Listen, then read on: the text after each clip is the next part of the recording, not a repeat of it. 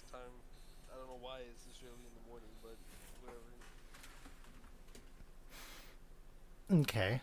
You don't see any wreckage or anything.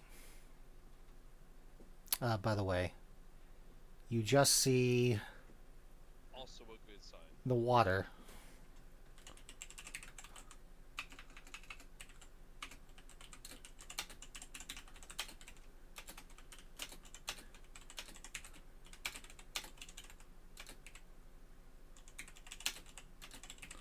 Uh,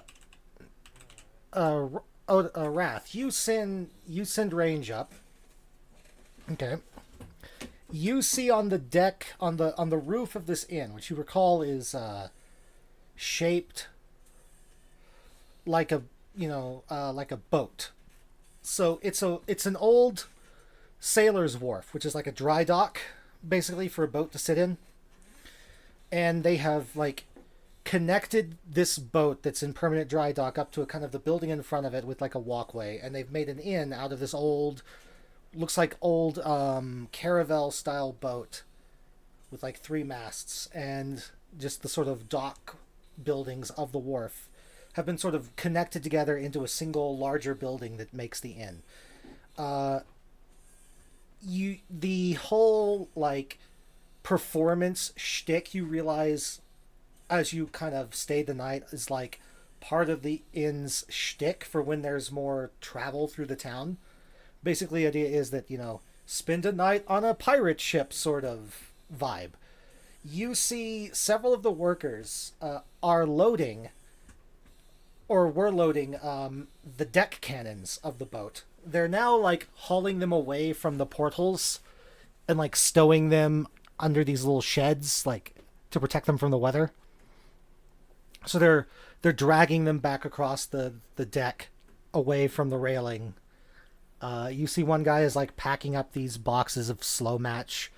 One dwarf worker is like, you know, making sure that each cannon is cleaned before they stow them away, so they don't like build up a layer of rot and grime. Because gunpowder is organic and it can mold. So that he's like making sure that they swab each cannon muzzle with like a, it's just a stick with a big rag stuck on the end of it that they move up and down the barrel to wipe it down. You don't see any signs of an attack. You get the feeling this is all just performance. Uh, you don't see the mayor slash owner of the inn anywhere, or nor do you see the wizard, the strange wizard that was there last night. You just see workers. All right. From the aerial view that you're looking through range, I was just gonna say, from the aerial view through Range's eyes, you do also see that the town is waking up. You get the feeling that they do this every morning at about 8 a.m. as a kind of wake up call for the town instead of a town clock. All right. Would it be just after 8, looking over to a clock? Yes, it's just after 8, looking over 2 o'clock. All right. At this point, it's about like 8:03 or so. All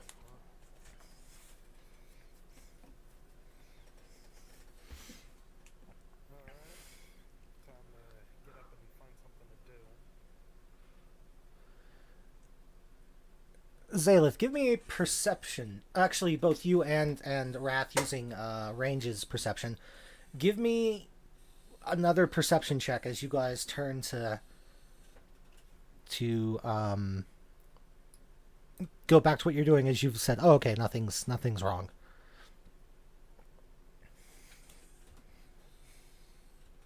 Okay, 21. Zalith, the perception for you, please. Okay. Okay, and a 24. As you all are turning to leave, both of you see in the distance in the water, kind of along the shore, about half a mile downstream, which on the map is to the right side of the map. So the Living Isle is the downstream part of the islands as compared to the Elven Enclave. Just to sort of give you an idea, Elven Enclave is upstream, Living Isle is downstream. About half a mile downstream from the entire town, looks like there's a small,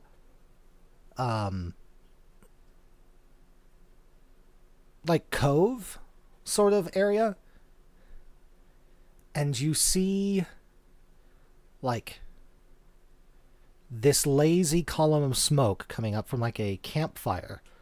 That there's a sudden large plume of white steam, like someone rapidly doused it with water, and then nothing.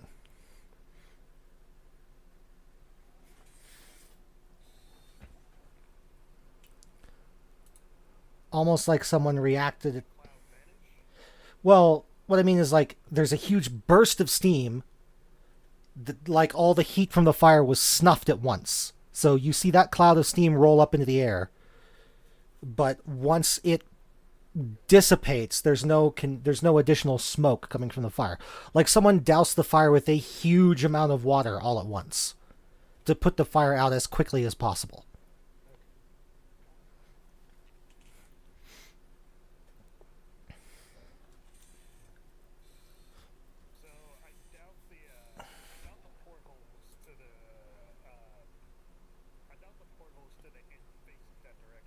They don't. Those are kind of off at an angle from where they could aim. You did see that they could easily shoot that distance if you could aim a cannon that direction, because that's like about 2/3 of the way out for where the splashes from the cannon fire was. But those are straight downstream with the way the cannons are aimed. You do hope that they check to make sure there's no boats or anything out there before they fire.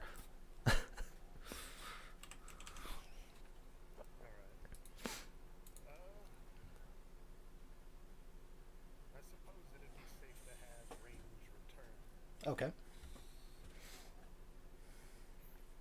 With the sun coming up is actually his bedtime. Yeah, as an owl. Wait, hold on. Where's... Well... Oh, I'll have Raph... Oh, wait, hold on. My icon was in front of his. Never mind. But, I guess it'd be safe to wait... Well, to be on a find and rendezvous with, the rest of the party. Okay. Let me do something here with the map here. I'm going to change the grid scaling. You can change it to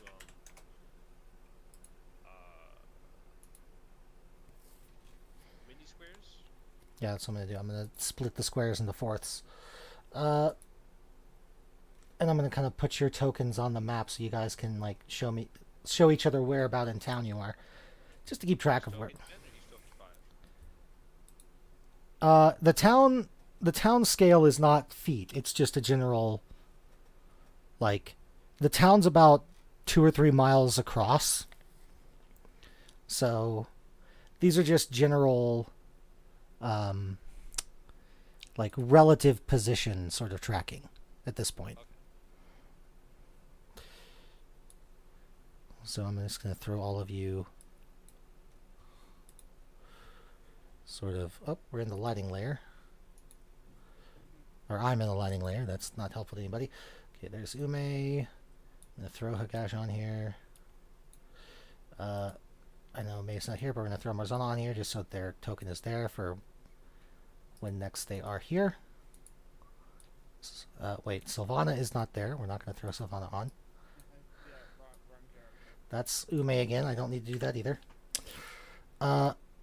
There's Odo. There's Zaleth. And there is Shia. Okay. Just so we can have a general idea of where everybody are if you start moving around the town. The connecting bridges connecting the 4 islands are all open.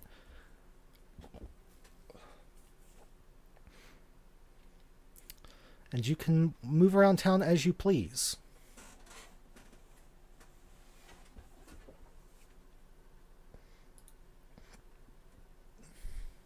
As you kind of leave the inn in the morning, there are a lot more people here bustling around than there were the night before. Most of them are human. There are a few dwarves and a few halflings, but you don't see much of any of the other races here.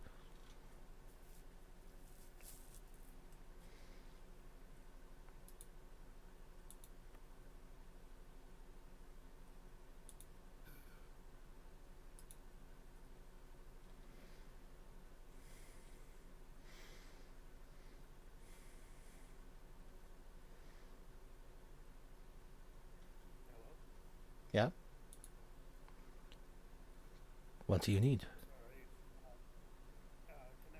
My connection hiccup.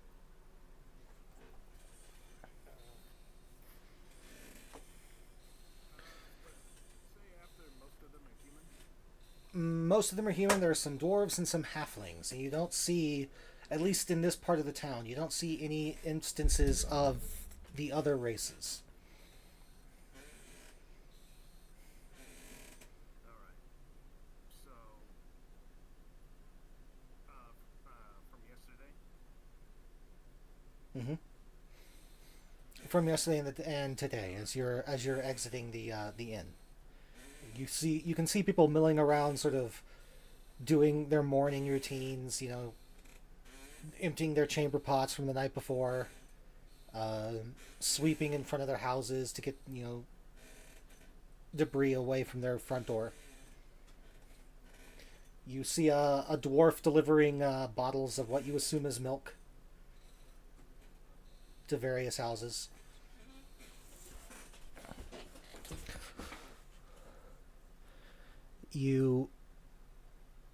As you guys kind of turn the corner and like exit the actual area around the wharf, it's kind of got like a fenced in like yard. You do see one elderly halfling who appears to be talking to a rooster. Or rather, talking at a rooster. You don't think the rooster really understands him back.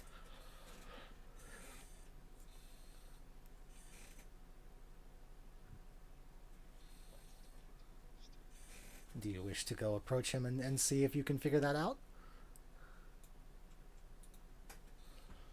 Yeah, why not?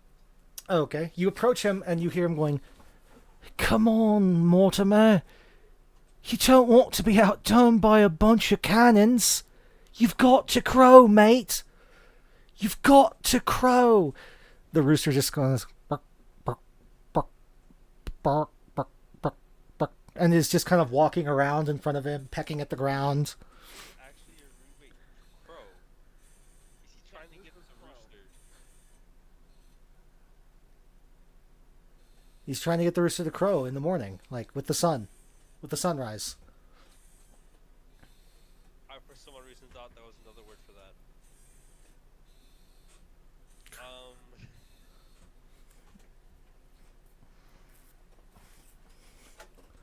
I always go for the funny option. Where's the thing?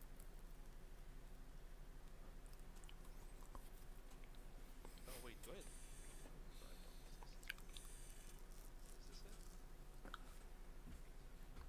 Yeah. What is it saying? Okay, you're gonna speak with animals? Yeah. Okay. The rooster.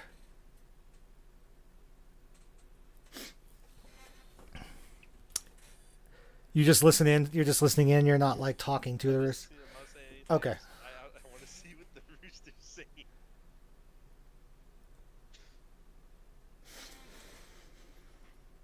My good man, you'll need to pay me a lot more than a few meager kernels of corn if you wish me to perform in these conditions. I trained in Buckingham, you see.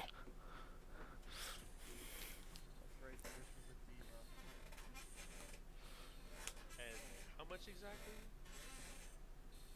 Do you say that? Yes. Are you the director's lawyer? The chicken responds. The rooster responds.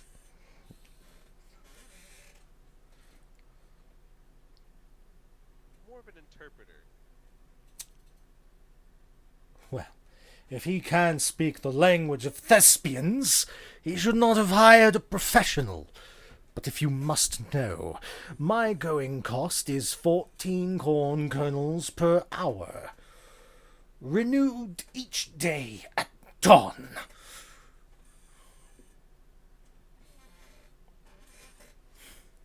So let me get this straight. You want 14 corn kernels per hour. Yes. Dawn.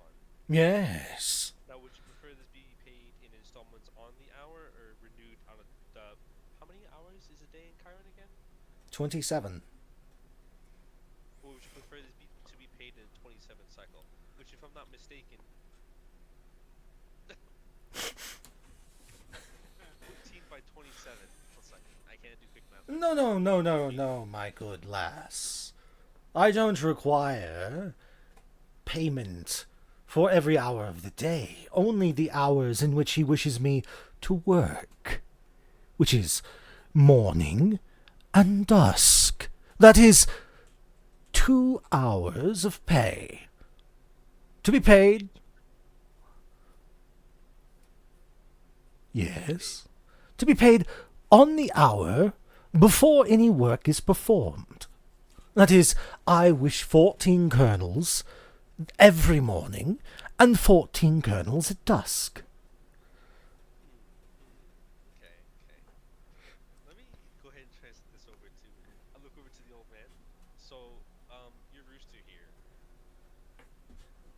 He wants 14 kernels before he crows, like in the morning, and then before he crows again at night. What? Kernels? Of like Yeah, kernels. corn? Let me ask him. Corn word? That is what I said, yes. Okay. Yeah, corn. But that he gets bloated when he eats corn. Sir, do you get bloated when you eat corn? What? Who told you this dastardly rumor? He's saying you get bloated when you eat corn, which clearly, with your figure, could never be the case. I mean, it is a very hearty meal, a dense, carb-dense meal. I perhaps do get a bit gassy, but that helps to project the crow with which he wishes me to perform. Okay. Now, you do understand he may not be providing that much due to health concerns, right? Like he may be wanting you to, be able to crow at your prime as much as you want to, as long as you want to.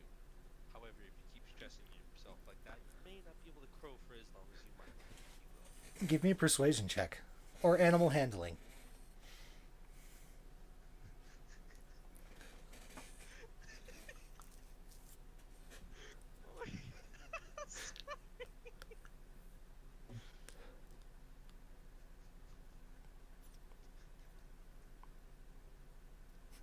Okay. The rooster looks you up and down, his head sort of rapidly shifting as he looks you up and down in that very bird manner. Very well. A counter offer. 3 fresh grubs, both morning and evening, and a new chicken coop, separated from Lobelia. Okay. Now, I'm assuming the grubs are so you can focus on more protein hardy, like protein heavy, right? Yes. Okay. And the separate coop? Look, I Completely separated from this person. Lobelia. Yes, I can't continue to perform to my perfection if she keeps asking me to do the things she asks. See, I've convinced him. Well, I talked to him about the corn kernels, Yeah. so he's moved away from the corn kernels. All right. He told me they're bad. That too many of them can be bad for him. He might not be able to live as long as he wants to. You, Um, really? Because all I heard was you going cluck, cluck, cluck, cluck, cluckety cluck. okay, don't worry about that. So far, he asked for 3 grubs instead, both at dawn and dusk. I mean, that's a and bit. separate- I know it sounds a bit much. 3 grubs. I mean, I can do that, but okay.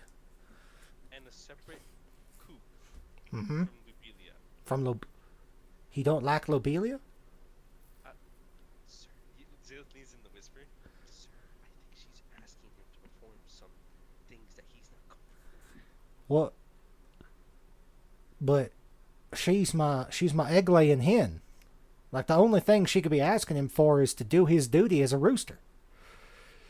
Are you trying to hatch chickens? Or are you selling chickens like after they hatch? Or are you just trying to sell the eggs? I mean, Because if you're just trying to sell the eggs, you don't need the rooster for that. well, I mean, eventually. Look, can he hear you from where we're standing? Like, because you can clearly talk to him, and I don't want to upset him with what I'm about to say. Can he understand you right now when you're speaking human speak, or humanoid speak? Is that? Speaking, making sure she speaks in human. Can you understand me? Bark, bark, bark. Switching over with animal. Did you hear what I just said? I heard you speak the language of the demigods, but I cannot speak such ancient tongues. Okay, alright. That's okay. Switches back to human speaking to the old man. No, he can't hear us. All right, that's good. Well, see, chickens only live like for 5-7 years at most, and he's getting a little on in age, and so is Lobelia, and I really need to replenish my supply of chickens before they die, and I kind of want to have chickens that are of good stock, like Lobelia is a prize laying hen and he's a prize rooster, and I just wanted to. You're trying to keep the line going.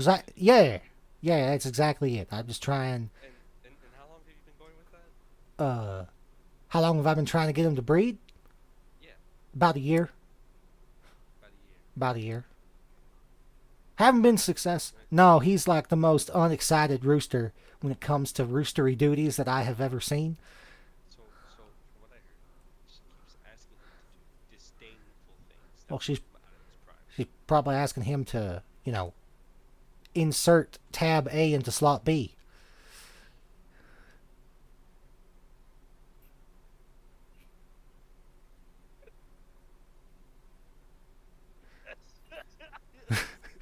Asking a big chicken to make little chickens. Why are you laughing? I'm just see, there were children walking by. He points to like a group of kids walking by. And I did not want to say he was asking the rooster, he looks around, to have sex. Like I didn't.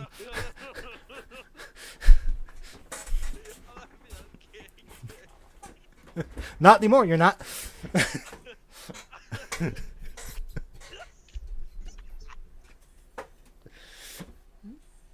I heard. Oh my gosh. Okay. No. Forgive me. I caught me off guard. Sorry. I've been on a farm of my own. I used to have a couple of very feisty chickens and roosters. Unfortunately, one thing led to another. They got turned into demons and became even feistier. You owned It's neither here nor there. you owned abyssal chickens. Well, I guess you could say that. But they're gone. You don't have them. You don't have any left that I could procure from you. I'd pay top dollar. I mean, I could go check to see if one got away from the area we were in and happened to start a local thing to which we could maybe catch them and see what you do. But before anything, we gotta make sure the proper permits are in place before you even get that out. I got permits. I'm a registered member of the chicken breeding community. Okay. Do you happen to have like a card or anything so I could take a look into this? I mean, not on me. I don't have my wallet on me because I was just trying to get him to crow this morning. I didn't. Okay. I'm in my night clothes still. I'm like standing out here in my long johns and my bathrobe. My apologies, sir. Remind me to come by later on. I'll go ahead and grab the necessary information so I can contact you when the time comes. All right. Not No, about. I it's not guess. I guess I can agree to building him a separate coop if he agrees to at least attempt to make some new eggs, fertile eggs with Lobelia once a month. That's my final standing offer. Okay, I'll go ahead and go back to you. Alright, sir. Yes. So, he's willing to accept your terms. However, he has offered a condition of sorts. The cad. Just a moment. He is trying to, how do I say this? Lack of better words. Look over you and make sure that you have proper pedigree to follow you when you're not here, that your legacy continues while you're gone. So he's asking, because he made sure to pick someone suitable enough for you, that at least once a month you try to have a fertile egg with Lobelia. He's gonna build a separate coop and everything. He's down for the grubs, and dusk and dawn. All he asks is that you try at least once a month for the egg, and that's it. Wait. You're telling me that Lobelia and I were placed in the same coop because he wished us to procreate?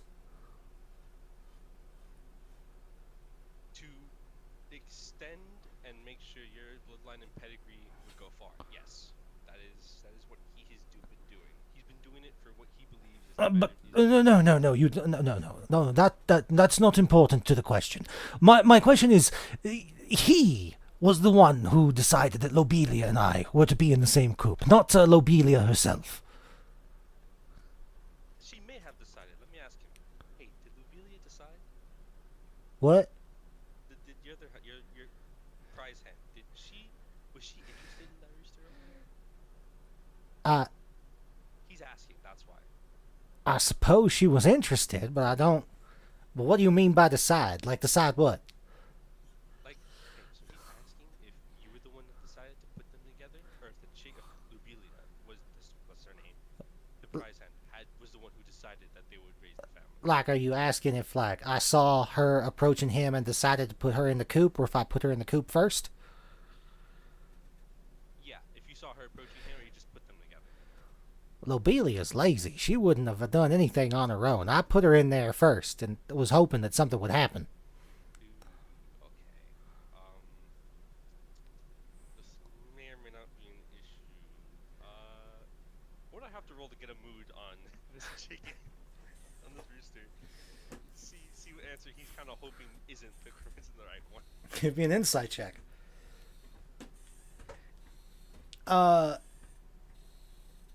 Oddly, it's more like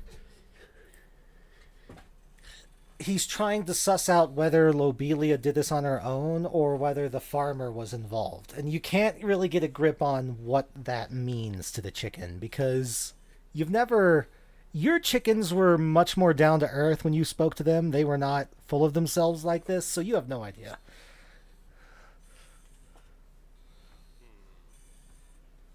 Okay, 1 second.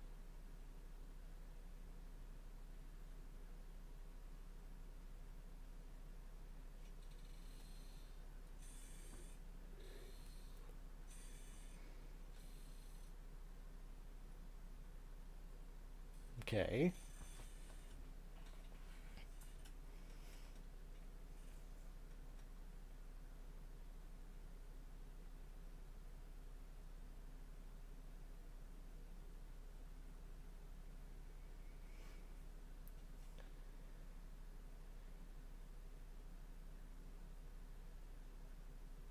Sorry about that. My little sister walked in. Okay. Yeah, she's just going on about the FNAF movie that's gonna come out in October. Okay. Oof. gonna ask the chicken. Which answer would you prefer to hear?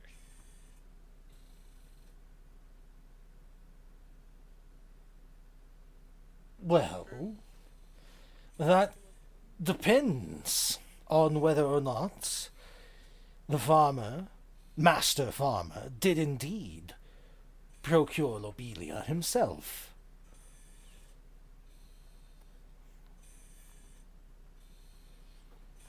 My opinion changes, you see. If he made the decision to place us together in the coop, and she did not just avail herself of the open nesting area, then why, we've been properly wedded, and therefore what she is asking me is not uncouth. However, if she placed herself there of her own accord and he just let it happen. Oh no, he specifically placed her in there with you. Oh. Well, then I remove my previous requirements and will agree to the terms of simply 3 grubs morning and evening. I'll go ahead and take it back to him. Would you like, and then, would you like the payments would start now, correct? He'll be back with the 3 grubs and you'll crow? Well, it'll be considerably late for a crow, but if he still wishes me to perform this morning, I shall avail myself of the power of my lungs. Alright, I'll go ahead and take this back to him. Turns back to Elvin. Okay, so, got it smoothed out. He was actually, looks from what it sounded like, and from what he told me, he was hoping, actually, that Lobelia, that you had placed her in there, because then they've been properly wedded. Because if she had gone in there herself, which she did, she told me she's like super lazy, she wouldn't have done anything, then it would have been, uncouth. That was the word he used. Are you telling me my chicken, is worried about proper marriage? Yes, and he now believes that he is, well, he was uncertain, but now he realizes that they have been properly married, so he will no longer need a separate, Oh, that's good, because those are hard to make, and I don't really have space on my property to make a separate coop, but yeah, I believe you. Okay. I get you. he still wants the grubs, though? Yeah, he does. He said All right. he's willing to crow, like, now, even though it's a little bit late for the 3 grubs, but if anything, you can start the payments tonight, the 3 grubs, at dusk, 3 grubs at dawn. That's just how it is. I think we'll wait till tonight. It's a little late, like you said. So, well, thank you, strange elven woman who can speak chicken. He reaches down and grabs the rooster. Come on, Maximilian the Fourth. Let's go home and let's go talk. Let's go clean things over with Lobelia. See if you can actually make me some chicken eggs that'll turn into chickens. Thanks again, elf lady. And Walking right, she's like, oh, I'll drop by later to get the information. right. Okay, you have fun now. Bye. And he walks off with his rooster. And you turn around to see the rest of the party just staring at you in confusion. She stares at all of them. She looks at Wrath because she knows that he could have understood what was going on there. Speaking of animals, she looks at Ume. She's kind of like blank face, stares at Wrath, looks at Ume and Shia, holds up 2 fingers. Speak with animals. Really, really well educated rooster. Don't ask.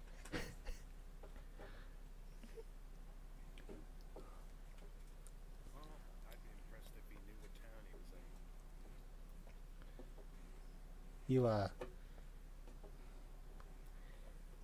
Where do y'all wish to go in the town, actually, now that you've cleared out the encounter with the chicken man?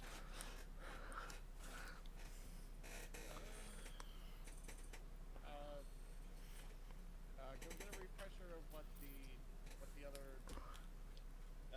on each island again? Sure. So, the Living Isle houses most of the homes of Trent's Crossing, where people live. Although any elves that live in the town live on the opposite end, on the smaller island known as the Elven Enclave. The Merchant Shoal is where shops that don't require crafting accoutrement of their own reside, as well as warehouses and places for caravans to store their wagons and whatnot over the course of the night. And the Crafter's Isle is where the blacksmith, tanner, weaver, any people that are craftsmen have their shops, and also would stay because their houses are usually above their shops.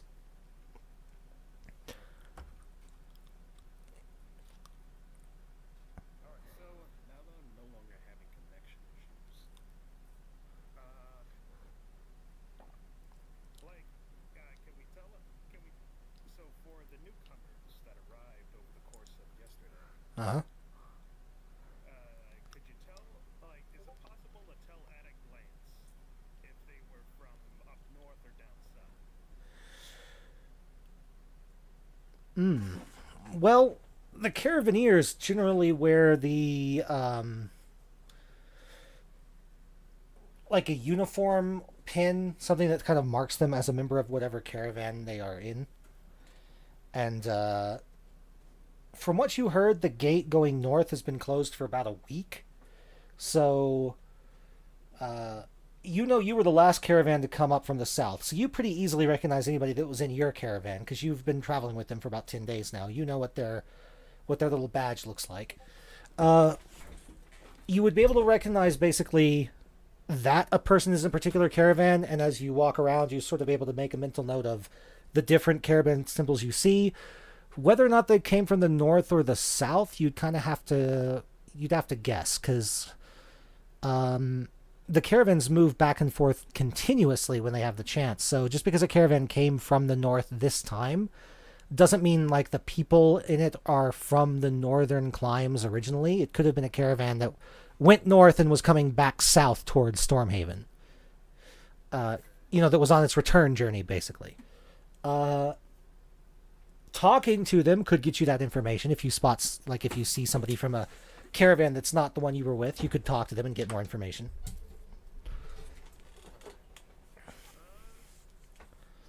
Well, before I proceed, does anyone have anything?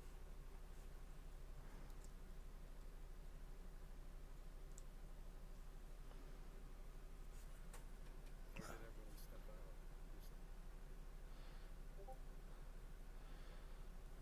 Shaya's mic is muted, but yeah, Leaf went to the crafters aisle moved to the crafters aisle from what I saw, then moved back. So I don't know if that Leaf was saying that that's where they wanted to go. I assume that maybe was the reason for that.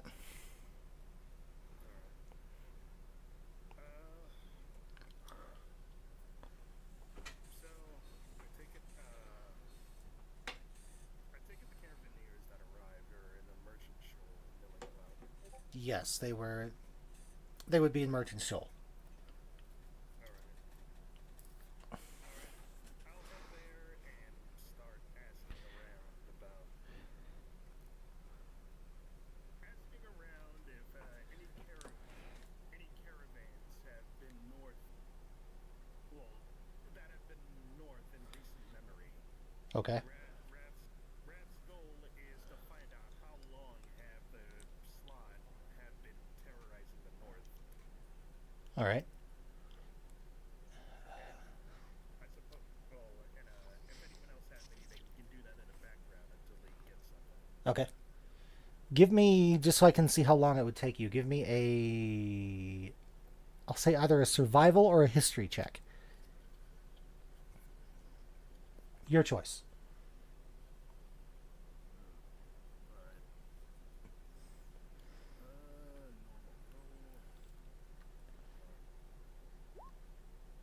Okay. All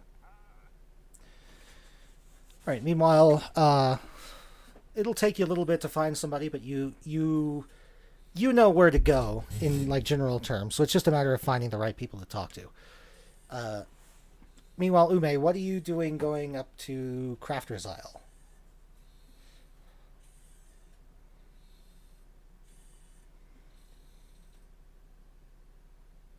Leaf?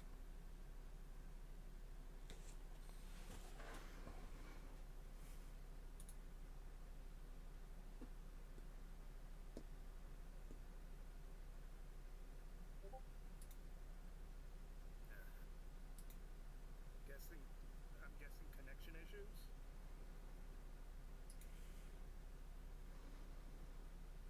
Hear me? Yes, I can. Yes. We can hear you. What the fuck? Yay, Discord. Things like that happen sometimes. Evening has just been one long pile of shit. One after another. Alright. I was gonna go to the crafters area. Yep. See if there's any, like, weaponsmiths, maybe Fletchers for archery kind of shit. And then she also might hit up the... She also might afterwards hit up the guards or maybe see if there's anybody in the area who might have information. Okay. You, as you poke around the crafter's aisle, you find there's a leather worker's shop that could probably make leather armor and stuff. There's a weaver who can make cloth like robes and whatnot. The leather worker's shop has a sign outside that denotes the shop as being named by the skin of its teeth.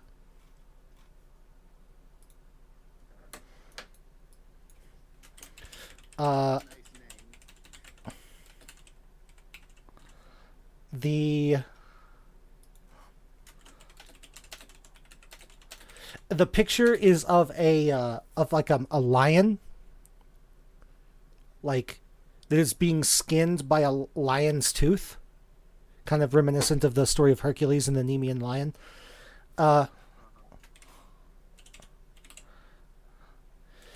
The clothing store is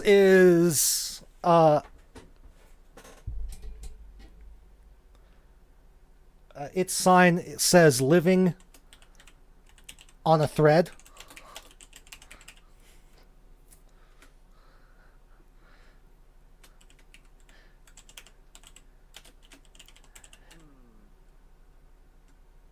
There is a blacksmith shop a little further down that you notice. The sign reads "Hammer and Throngs."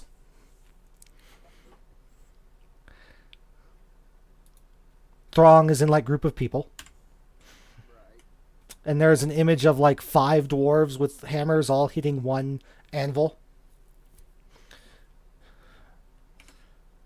Right.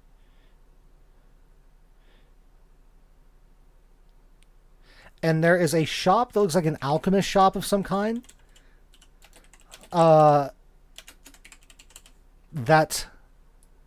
is kind of right on the edge of the island. Kind of has like almost hanging over the water, like over the edge of the shoreline.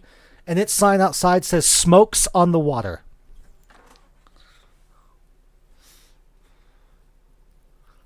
my I hate goodness. that, but I'm muted because I was eating chips and I saw my part going up. I don't want you guys to hear me crunching away. This is Skunk on Smokes on the Water. Smokes on the Water, yes. So, a question first, since Ume does not roll with armor, since monk. Okay. But is it possible to get like clothes Yeah. and armor Oh yeah, absolutely. that have like enchantments on them? Yes, it is. Well, steel hits living on a thread first then. Okay. Wait. I just noticed it. Is this entire shop area about songs and bands? No. 2 of them were. The others were "By the Skin of Its Teeth" and "Hammer and Throngs," which I don't think are song titles. At least not as directly. Yeah.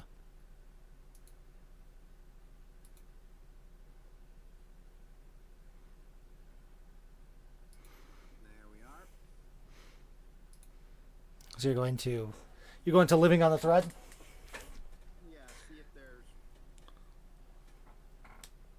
anything there that might be of use, or if it's just a regular clothing. Okay. You open the door. Let me ask you a question. Okay. How does Ume feel about spiders? She's probably like not afraid. ooh adorable creature or ooh useful creature. It's probably more Look, like buddy. she would probably be neutral, maybe a little south of neutral, but not, oh my gosh, I have to leave or kill it. So Okay. You open the door, and you spot that behind the counter is a Drider.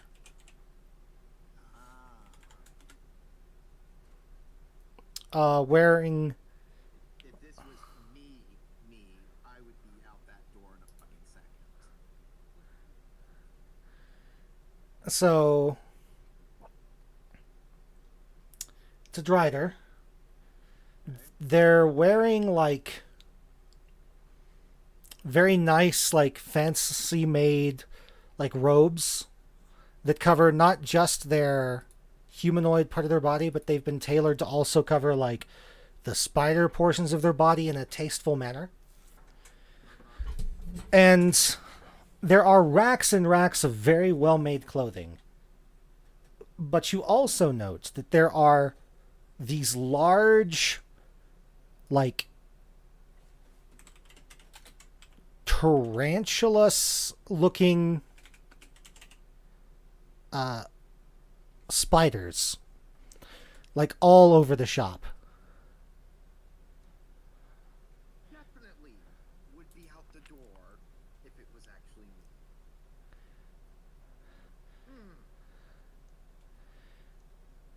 Lovely. They're about the size of like I wanna You call your bestie that you know loves spiders when Kochi told her to shut up. Not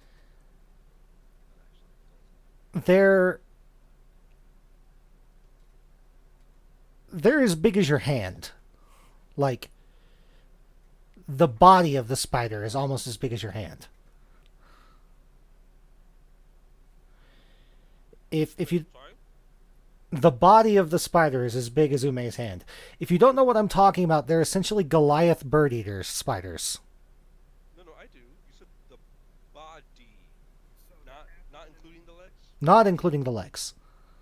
so the abdomen and the thorax could fit in your hand. Yes. So that would put them at like Chunky ass spider. probably like a foot in diameter, Yeah. including the legs. Yep.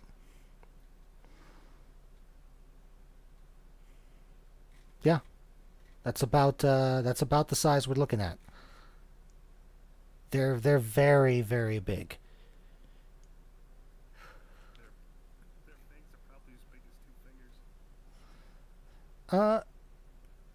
They all, by the way, are wearing little like bows tied around the gap between their thorax and abdomen.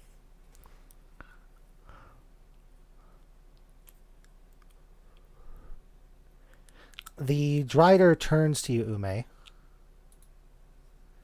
and says, "Ah, welcome to Hanging by a Thread. How can I and my pets help you today?"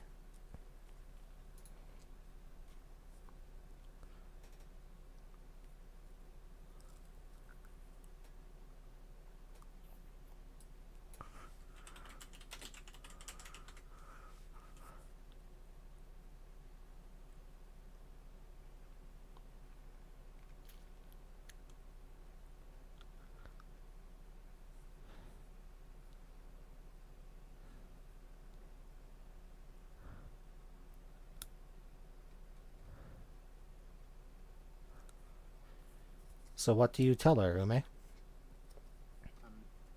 typing in because I Okay, fair enough.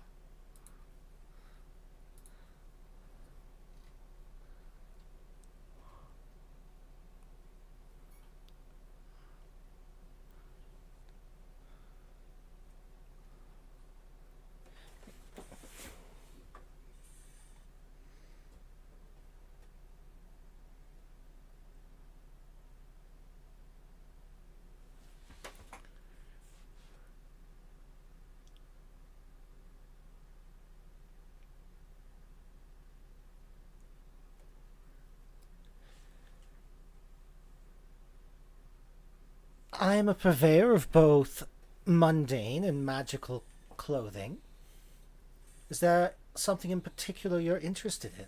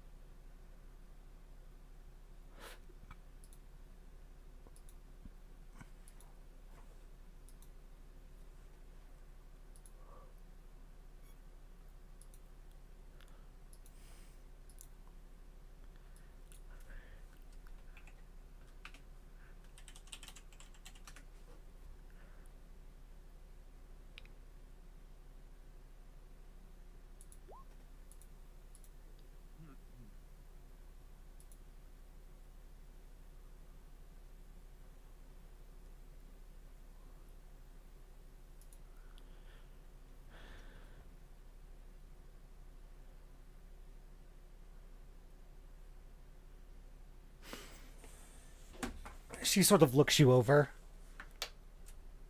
Well, I could certainly craft something of that, but we'd have to custom fit it.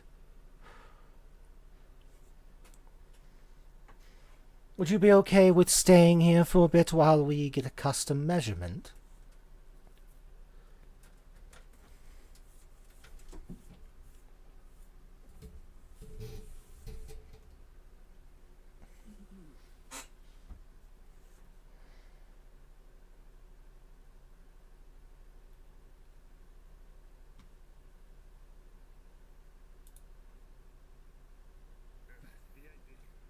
The idea, well, the drawing idea of a grinder measuring just flashed in my head.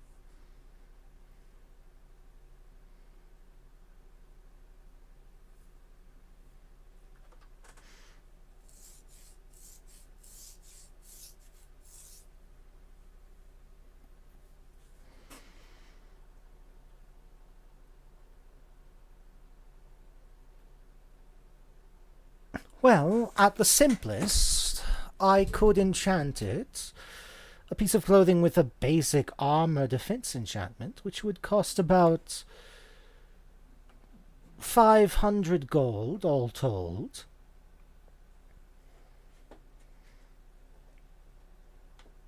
I could do a enhanced or master level version of those enchantments for 5,000 or 50,000 respectively.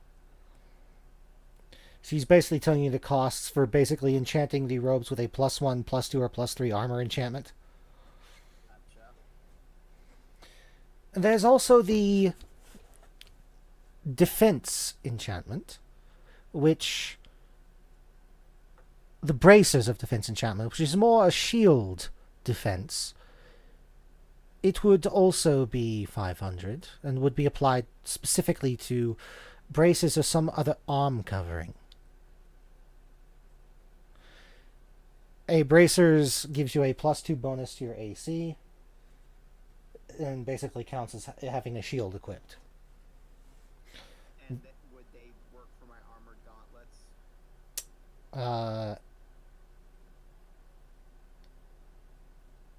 If your armored gauntlets aren't already enchanted with something else, then yes, it would work. Because I mean they don't have any specific enchantment. I just remember using them to giving them the enchantment when we were back in that tower. You know, when we were. Right, they have a +1 arm attack. Yeah, it would lose that if you do the bracer enchantment on it. Alright, so. Well, I mean, to be honest, you said that was 500 gold as well, though, right? Yes. To be honest, I mean, a +2 AC versus a +1 AC, the +2 kind of wins. Yeah. Wait, was the +1 to attack or? No, to defense. The difference is that the robe enchantments are upgradable because they're the scaled enchantment, just basic armor scaled enchantment, so you can upgrade that later. The +2 is just a +2, and it can't be anything more than a +2. You also, not that it would matter for Ume because she can't use shields anyway to benefit from her monk abilities, but if somebody who could use shields had that equipped, the enchantment specifically says you cannot wield a shield and benefit from the bracer of defense enchantment at the same time. Yeah, they don't stack because it's literally a shield bonus to AC. So my choices are a +2 that I can't upgrade, Correct. or +1, which is less, but I have a chance of upgrading it down the line if I have enough gold and find somebody who can do it. Because I've got 720 gold, so there's no way in hell I'm getting anything past. Right. Yes, that's the. Bear in mind that the robe can also have other enchantments besides just defense. What's Ume's current armor class? 21. I mean, it's not bad. And if I can get, I also can temporarily make it, I think it's 23. I can temporarily make it 23 on every turn, but I have to make an unarmed strike as my attack action to do that. Where is it? Yeah. Agile parry. If you make an unarmed strike as part of the attack action on your turn and are holding a Kensei weapon, you can use it to defend yourself if it is a melee weapon. You gain a +2 bonus to AC until the start of your next turn, while the weapon's in my hand and I'm not incapacitated. So, right now I can temporarily give her 23 AC, and I have 2 uses of the shield spell for a 26 AC. Well, you know what? I think I'll go with the robes because at the very least, down the line, they could potentially gain more. And with the armored gauntlets, you know, I'm not sure. We'll see what ends up happening down the line. Okay. She says, Tell me, my dear, how many different styles of clothing do you normally carry with you? Do you like wearing different outfits when the need takes? What the?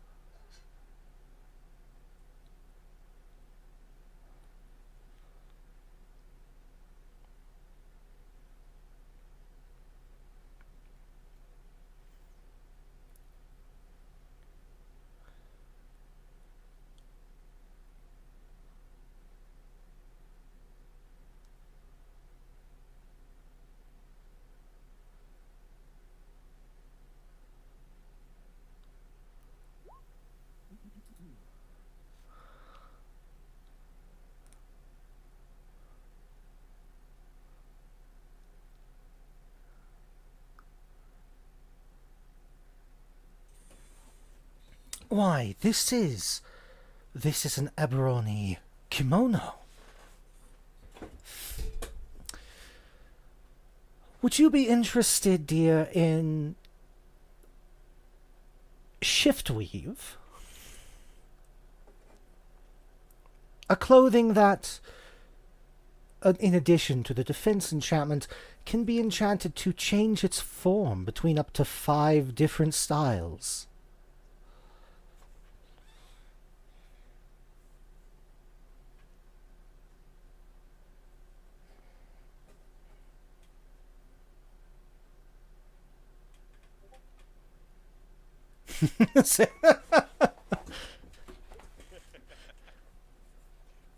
It can indeed.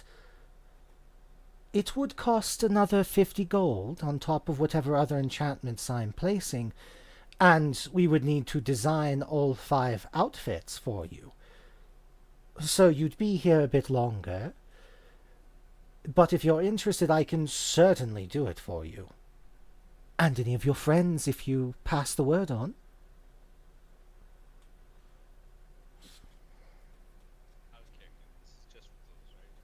Just for clothes, yes. Okay. I now have to come up with 5 different outfit variations of what to wear. Sorry, Well, but you know- fashion's my end game. This means I could also say the variant Mystic drew Ume in could be one of the 5 outfits here. So Yep. I have what she's got now, Mystic's variant, the Oran kimono thing there, and that would just leave 2 more. So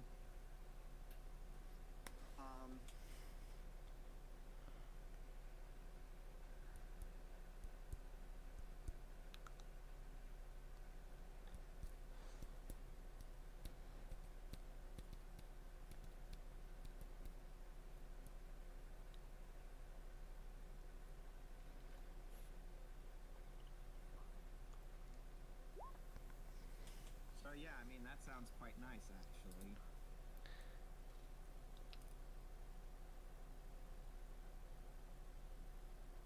That's 550. 550, yes. 550 for the basic plus 1 and the shift weave. Yes. Okay. Excellent. Now, to start, we'll need to create a basic pattern for your measurements. So, I'll need you to strip down to just your undergarments.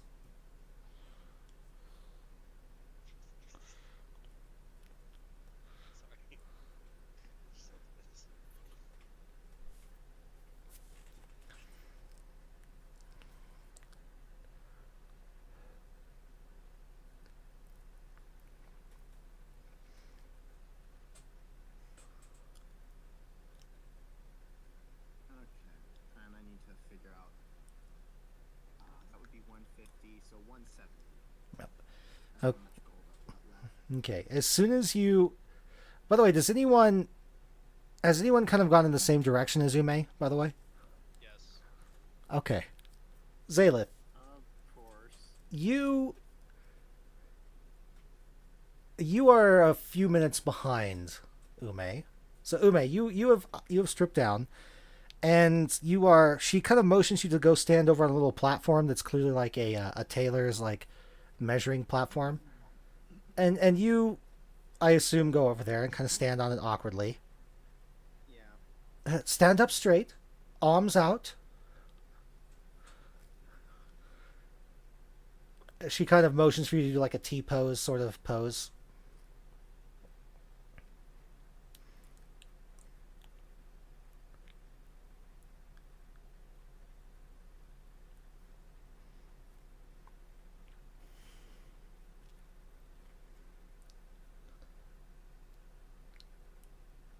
Yeah, Koji is like gathering stuff up and kind of taking them, setting them aside on like a little bench.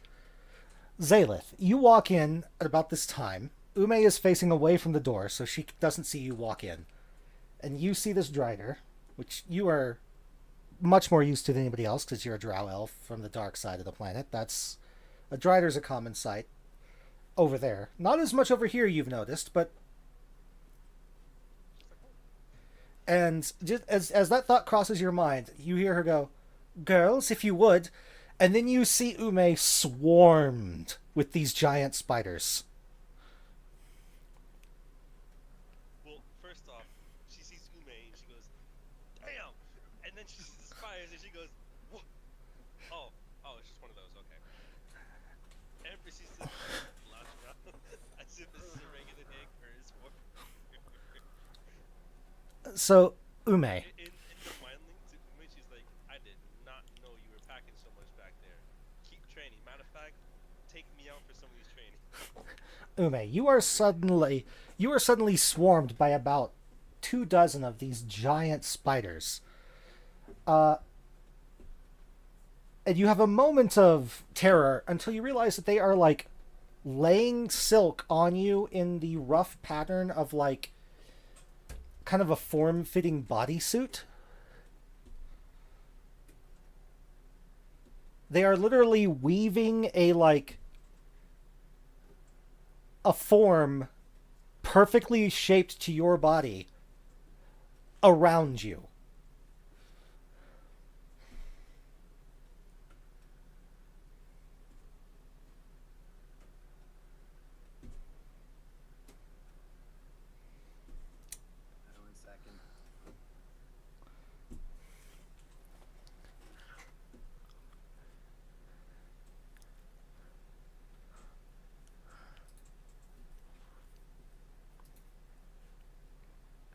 And we'll get back to Wrath in just a second once we finish with this.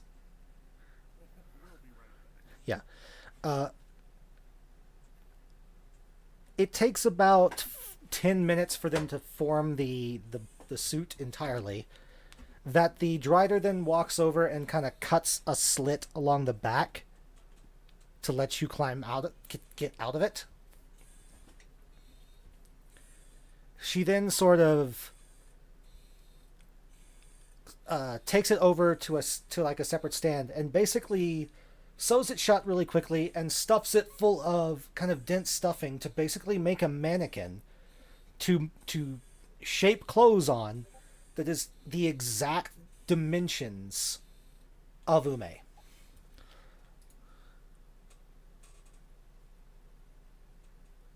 Gotcha.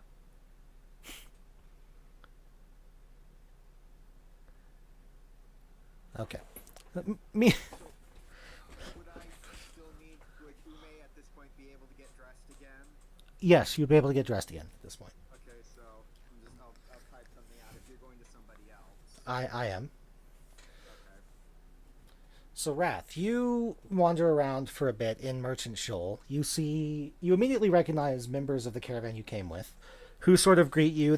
You've been traveling for 10 days with them. They sort of wave and nod, and some of them are like, can you believe we're trapped here completely? We can't even turn around and go back south. Because the gates leaving out of town to the south are also up and closed. You do eventually spot a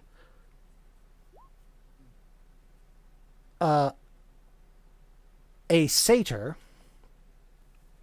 So we're talking someone with like kind of goat horns coming out of their head and goat legs, wearing a vest made out of just rough like deer hide, it looks like, with a pin emblem on his vest that you do not recognize. And he is sitting next to a cart that is loaded with boxes. And he seems to be whittling something at the moment. Yeah.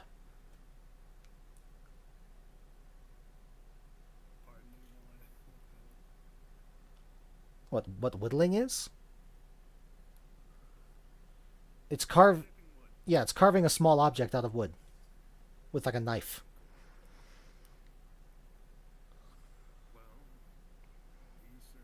He looks like he's been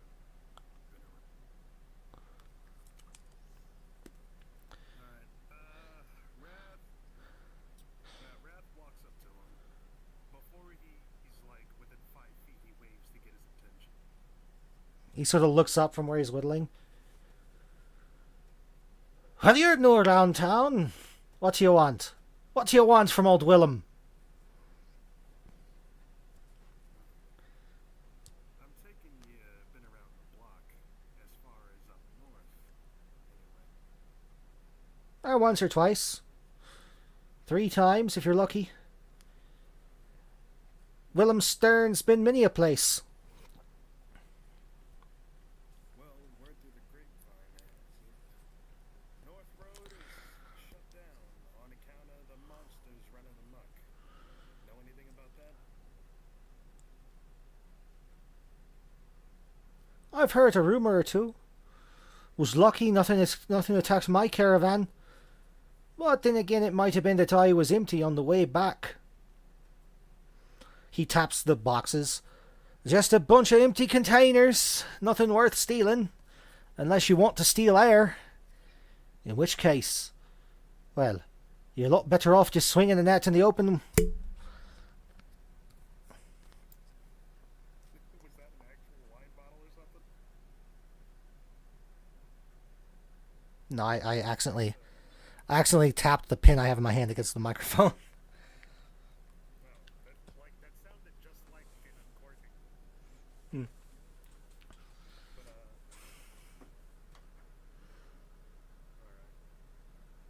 Any idea how long our great nasties have been up north scaring the people? Well, I planned on stopping here for about a month or so to visit some family before I finished the trip back down to Stormhaven.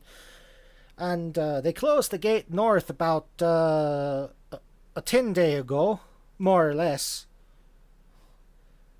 So literally about the time you left Stormhaven. I wasn't too concerned because I'm not going that way myself anytime soon. But I had some friends that coming down, never made it. They should have been about 5 days behind me. And I got here about a month and a half ago. So that would have been quite a while before they closed the gates. And we did start to noticing that caravans coming down from the other towns were getting scarce or damaged. Quite a ways before they closed the gate. In fact, they only closed the gate after that Goliath came down.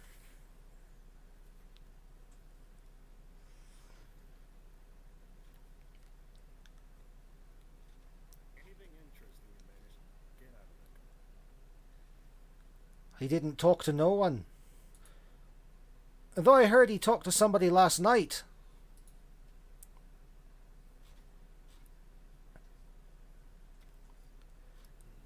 But that's just the rumor mill, if you know my meaning.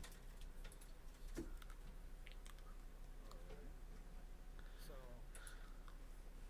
how long ago did caravans covered in cuts and bruises start coming into town? Well, according to my neighbours, about 5-6 days before I showed up. So about 2 months.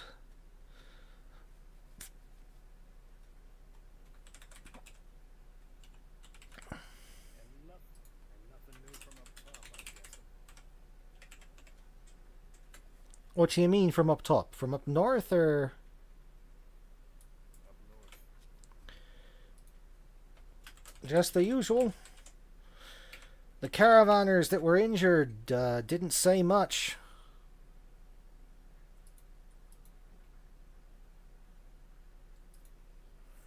But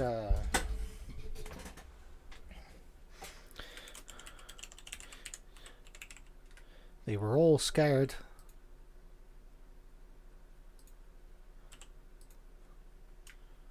Well, if you're on your way south, then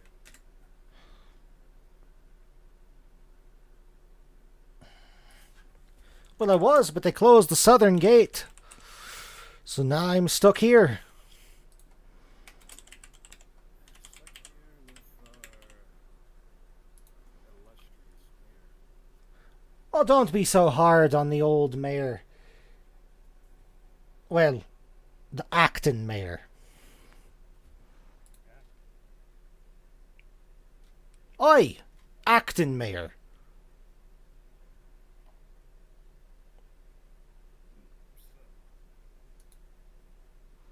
So, I'm assuming the mayor is out sick. In the manner of speaking.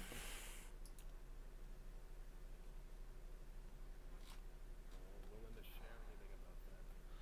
Well, he's certainly out, but sick, I don't know. See, the mayor, the actual mayor of the town, he likes to go on walkabouts, he calls them, where he goes exploring the lands around the town, out in the wilds, away from the roads. Whilst he's gone, he uses a magic item given to him by a wizard years ago that lets him copy his mind into an empty warforged to keep the city running while he's gone. Well, town, not city. But the copy's never perfect. There's always something a bit off by it.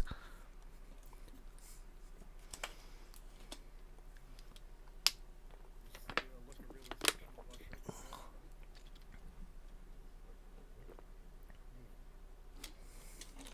So, I'm guessing your dad's Aye, he went south looking for Treasure of some kind. You never know what he's looking for. He never finds anything either. But he says he enjoys himself. He's usually gone for a couple of weeks. Don't know what's going to happen since they closed the gates before he got back. Well, he is the mayor. I suppose if he shows up at the gates and says to open it, they'll open it. We lost Layman. Oh. Sorry to interrupt, but I'm starting to nod off, so I think I'm gonna head to bed now, guys. Okay. Alright. Alright. Talk to y'all later. See you, man.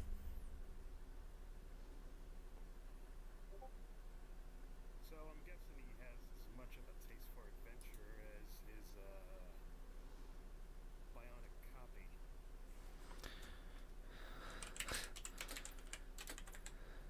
Say again? I'm guessing the mayor has as much a taste for adventure as his copy that we talked to on the way in.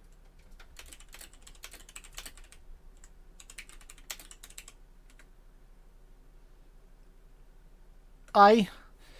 That would be the reason for the strange inn that he's built.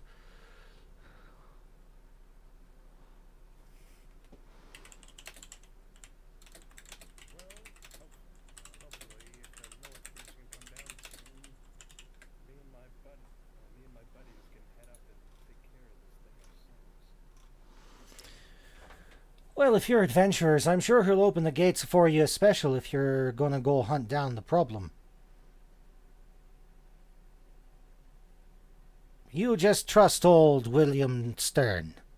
He knows what he's talking about.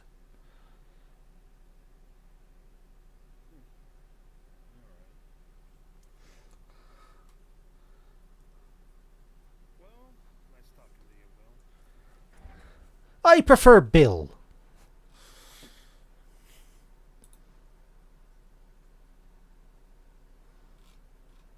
Bill, then. Aye.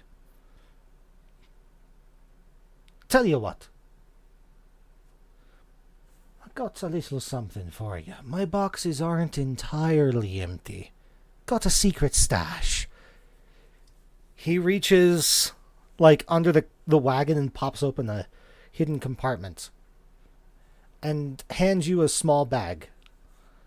Full of what appears to be dried leaves.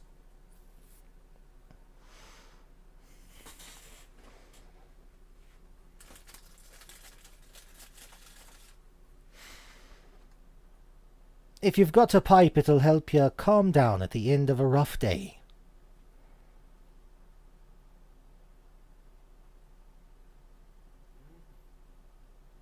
Well, this will soon come. Better than being hungry. If you're worried about being hungry, I wouldn't smoke that. Oh, good gosh. Oh,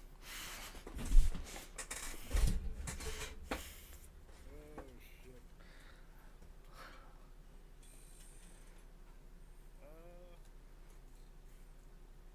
Well, I'll keep that in mind whenever I'm in a particularly crappy mood. I call it...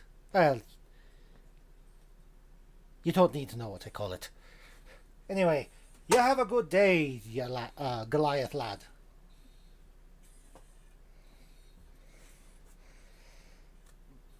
And he turns back to whittling what you can now tell is a pipe.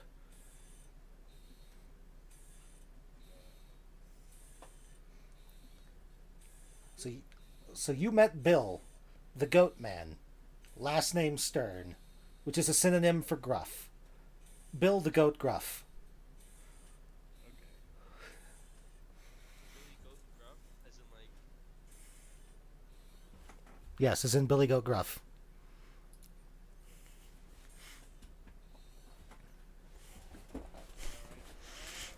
I'm a DM, I live for puns. Before we're at the parts, I'll have him buy a pipe. Okay. He sells you a pipe for 1 gold. Alright. 9 and 978. Alright.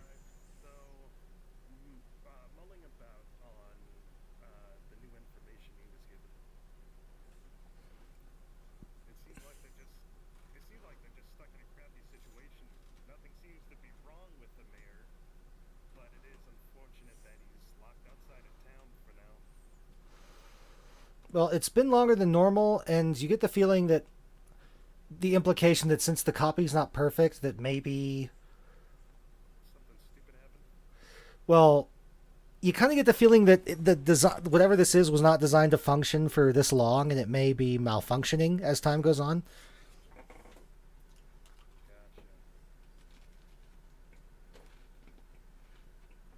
All right.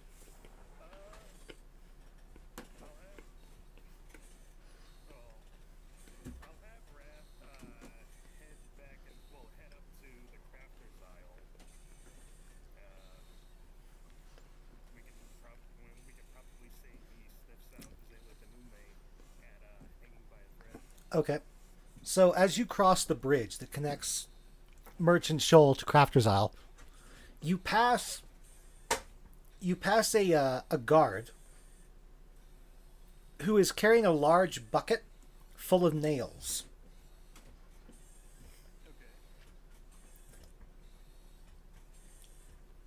Okay. And he kind of almost bumps into you because he's not watching where he's going.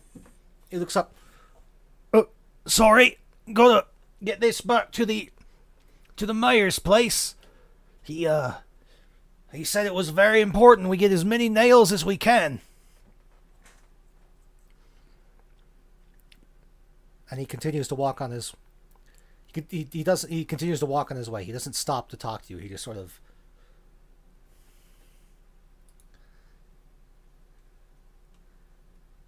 Either something's getting built, or there's a screw loose. Yep. But continuing on the way.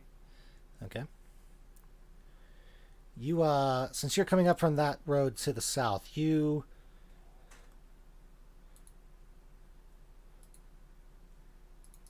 notice another store that they didn't. That's kind of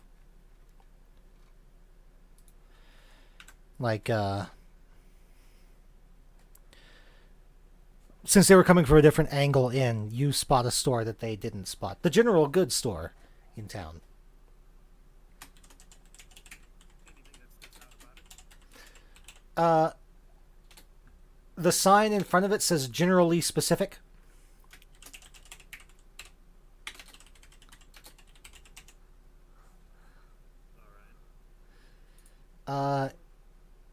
It is a 3-story tall store, and below the words generally specific, painted on the sign, is a very fanciful curled pink mustache.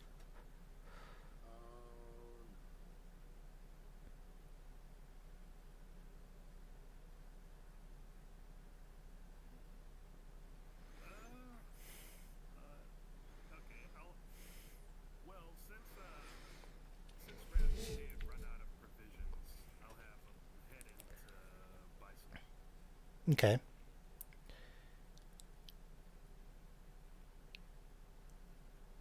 You open the door and give me a insight check.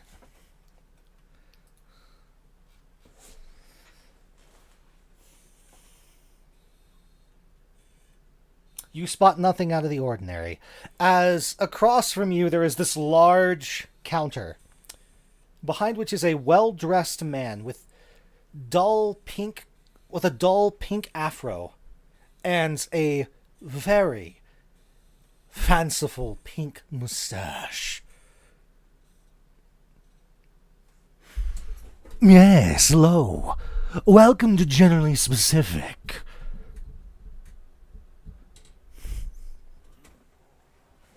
Generally fancy, I see. How's the morning finding you? Mornings don't find me, friend. I chase them away. But what can I do for you? Wait, don't tell me. You're here for provisions. I can tell by the way your back sits listlessly on your well-muscled back.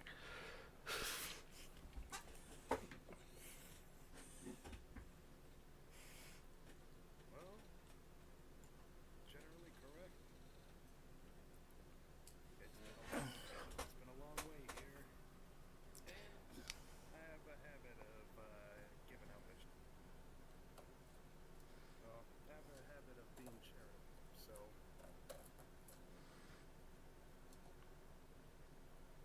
Charity's all well and good, as long as you can afford it. Let's see what we can do for you, my friend, if you'll just take off that pack of yours.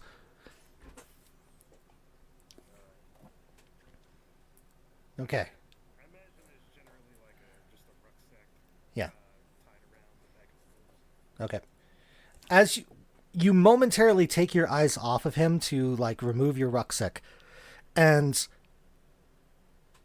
in an amount of time that you know he could not have covered the distance between the counter and you, he is like at your rucksack, opening it and looking inside it. Well, what do we have here?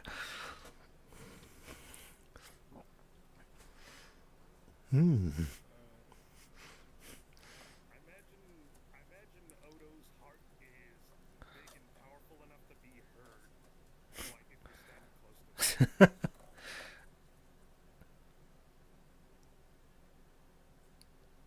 As he jerks his head in the cashier's direction. Okay. The cashier kind of turns and looks at you. Well, that's a loud heartbeat. He stands up and puts his fingers like right where your heart should be and goes, Shh, inside voices only. and you suddenly feel slightly tired, Wrath, as your heart slows down significantly.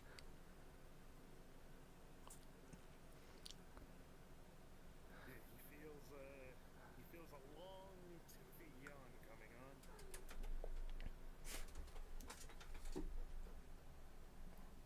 Now, let's see about those provisions. Let's see here. I think I've got just what you need. He like stands up and turns to walk. He walks. You're kind of facing into the store, and he walks to your right and through a doorway into like the warehouse part of the store. Then a split second later, he walks in from the left side carrying a box, like a big box. And you can't, in your mind, parse how he could have gone around behind and back to the other doorway in the amount of time that he was out of sight.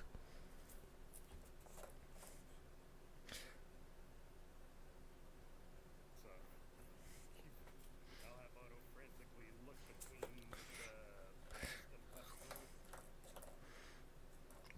Here we are. One set of rations specially designed for people with Devil Joe-sized appetites. And he opens this box, and there are just these rations. They look like the normal ration packs, like folded up in a cloth, but they're like 5 times bigger than they should be. And you think maybe he could fit 3 of those in your pack. Like, on a good, if you rearrange things to fit in perfectly. Now, I sell them in packs of 20. For 10 gold.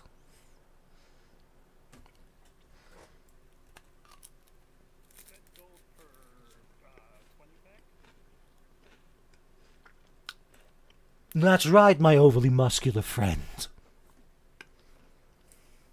In that case, I'll take 3 packs? 60 rations? Absolutely. He then begins to load the rations into your bag after you pay him. And just ration after ration goes in your bag, and you don't really know how they're fitting in there.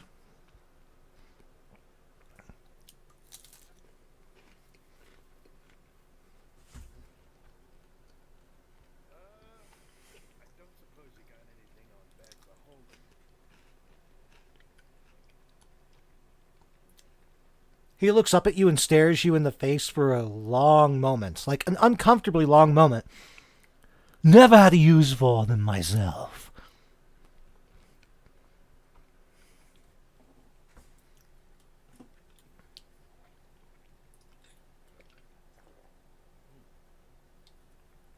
So, how do you do what you do?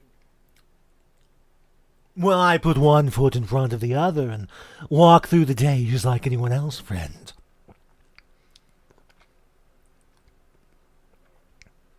So,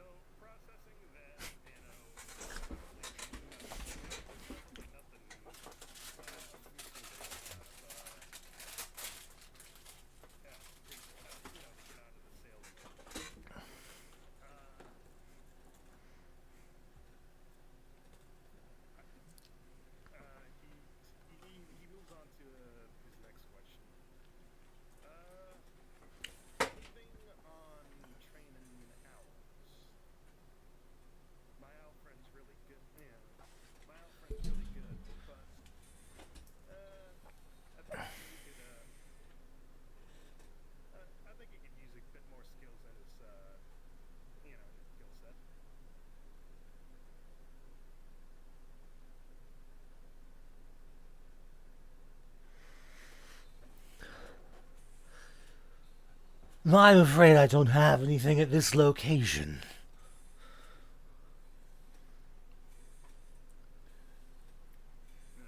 You'll need to speak to one of my franchisees. You got a card for me? Absolutely, my good sir. Here you are. Wilfred Wharf's Ashes, generally specific general goods stores. And he hands you a card that literally just has a picture of the mustache on it and nothing else. I love this dude.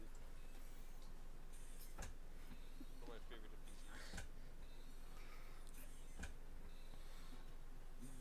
NPCs. We have stores in every major town in Chiron.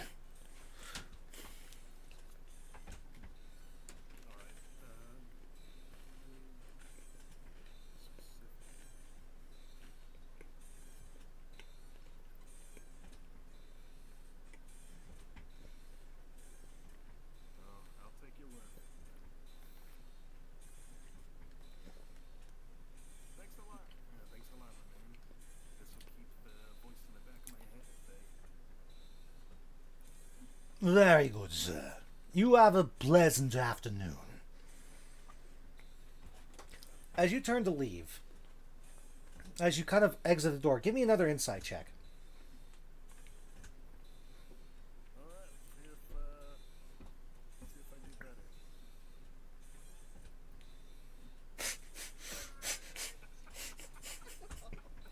Nope.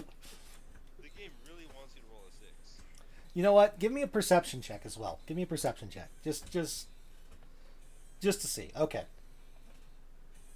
You realize as you leave, the inside of the store was much larger than the exterior building of the building could hold.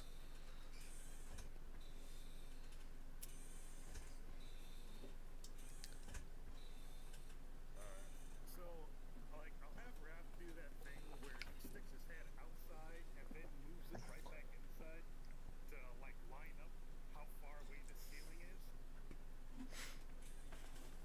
Okay.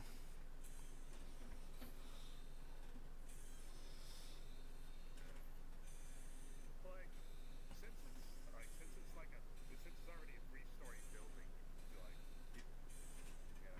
Gary thought it was huge, but how much bigger does it get when you step inside? The vertical dimension you can't tell because it's just a normal sized roof for like one story. But the room on the inside is wider and deeper than the entirety of the building from the outside.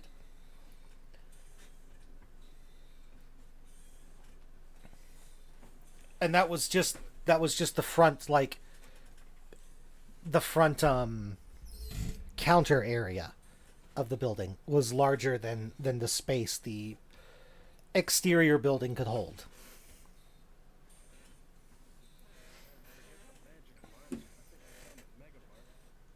Also, like, windows don't line up inside to outside, like that sort of thing. It just didn't match at all. Alright. So, anything that Raph runs into on the way to hanging by a thread? No. Excuse me. You don't run into anything else. Alright. So, our glorious Drider Taylor's next customer, Odo, leans his head under the door frame as he makes his way inside. She is still working on Ume's clothing as you enter in. She is basically getting from Ume, like, designs. She has taken any clothing that Ume already has and has asked if there's any alterations or changes she wants for them, because she is going to remake them or duplicate them all in spider silk. What's Zayla doing? What happened? What are you doing while you're in here, Zalith?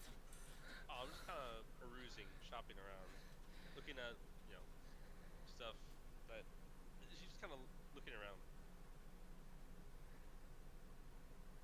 I'm like Ume had told her about like the silk thing yet. I'm actually not sure if Staleth would know about that, considering that Shriners come from Yeah. the dark side. Well, I mean, if Zaelith doesn't already know from that, Ume would have told her because, the nice lady making a new outfit for her asked her to, so she would tell at least Zaelith. And she probably would have communicated it to Marzana, and then Marzana chose to, Marzana could tell the others if they're around her and stuff, so. Yeah.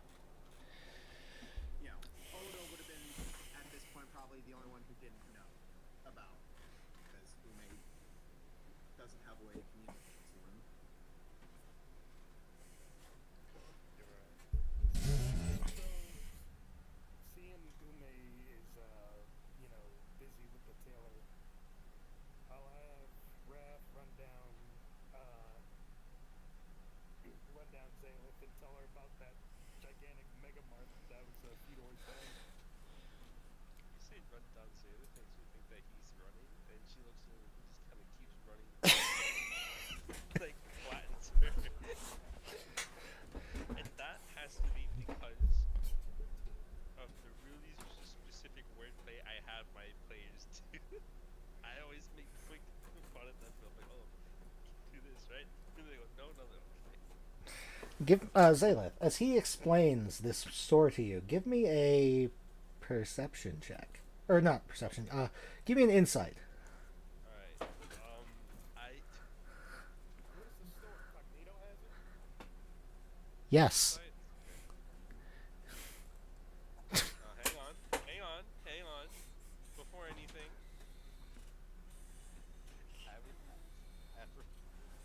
I'm gonna roll 2d20s here, because I haven't rolled my importance yet. Okay. Okay. Never mind. What is... You know what? I will let you roll that with advantage. Oh, word? So give me another insight roll. Okay. Game says no. That's enough for you to recognize that is the same guy from the store in Goldshire. The Fae. Oh! You met Wilfred! Wait, he has a shop here? I only have a shop in Goldshire. Huh. I mean, it's enough to... See, last time we were there, we had to click our shoes and then turn 2 spaces right and then walk 2 spaces forward to get where we need to go. It's really weird. Do you Like, come from, like... do you demonstrate that?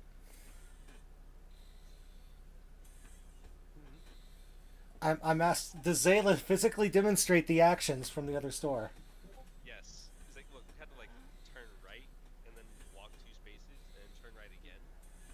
Okay. And she's explaining that as she's doing it. Okay. Wrath, you see she's explaining these weird actions, and as she ends them, she's just gone.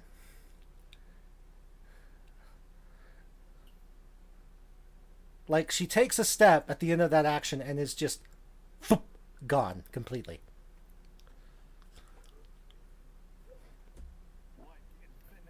Into thin air. Just, there's no puff of smoke, no flash of magic. It's just like there's a, Blinked and he's not there. like there was a cut in the video and suddenly the actor's not there anymore. That's what it looks like. Zaelith, you... One moment you're talking to Wrath. The next second you're in the middle of a room with a counter, and a very familiar face goes, Ah, Miss Zaelith. Welcome to Generally Specific General Goods Store. Trent's Crossing location. How can I help you today? I didn't realize that if I physically demonstrated while explaining how we navigated the store last time we were here, I would end up back here.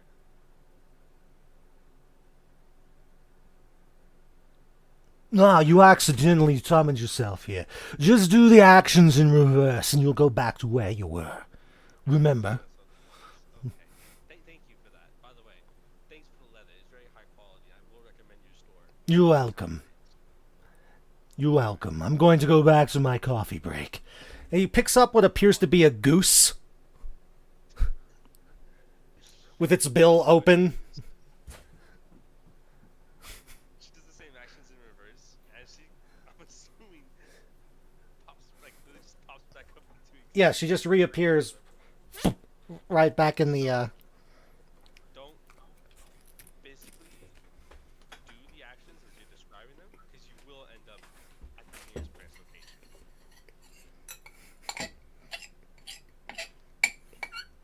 So yeah, that's how we navigate his store. He's a character. I really like him. Really recommend him. He sells high quality stuff. She hits it as if like not missing a beat. It's like a regular Tuesday morning. I thought the Griffin messaging place was weird. Griffin Mail? You mean Griffin Mail? Listen, I also may have thought like Griffin Mail, but no, they take their mailing seriously. Like they will fight tooth and nail to make sure stuff is delivered from point A to point B. I've never seen a more dedicated mail service than that. there You have to admit, like that's pretty fucking cool. there is indeed a Hands of the Flying Steed post office here in town. Actually, that gives me an idea. Maybe I can help out my brother.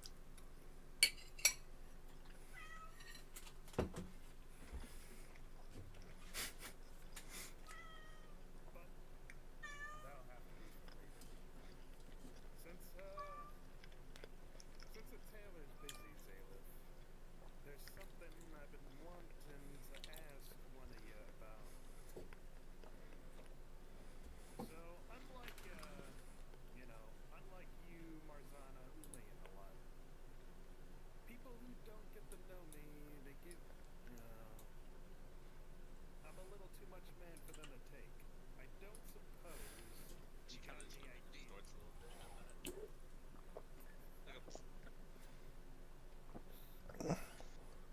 Like man's the right word, but I think I get what you're saying. I don't suppose you got anything I can wear other than, what I usually do. You just Well- use the hide rep that can help make me look presentable.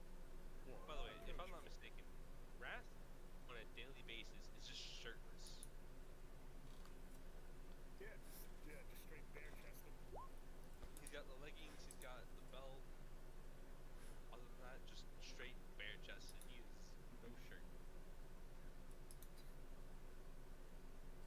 I think the most formal wear he has is like form-fitting tank top. That's it. She kind of looks at him, ponders a little bit. Have you tried smiling? The corners of his mouth turned up, if nothing else. Like the teeth that make some of the outside of his mouth are rigid. I would ask if you tried showing teeth while you smile, but I feel that that might be counterintuitive. And by the way, I'm assuming you say by the corners of his mouth because he can open his mouth really wide. It starts a lot higher up, and it ends a lot higher up than where the normal corners of the mouth are, right? I mean, right behind his back teeth, his lips can move, can move up and down. Yeah, that's higher than normal. Yeah. So she's kind of like looking at us like, maybe you shouldn't do that. He tries his tooth to smile, and it's just more teeth. Since the teeth on the outside of his mouth is just the outer set. Inside is just more razor sharp teeth. Well, you have a lot of teeth. You should probably floss a little. Or probably actually have to go through a lot of floss. Man, that's neither here nor there. Well, we can't exactly put you in a nice shirt because, well, shoulder spikes would ruin it.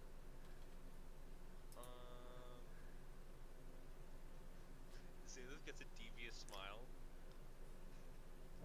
She's like, I actually have the perfect item for this jumps up and slaps it on his head.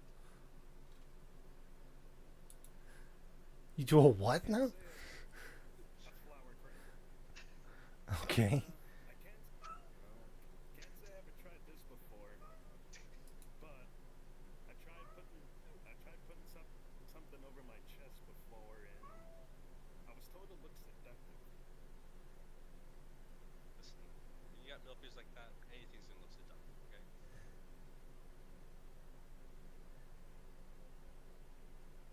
So you really think a flower crown will... It'll throw them off. It's just enough to where it's just enough to where it's like it'll bring attention to it. Well, at least I can't see the spikes on top of my head.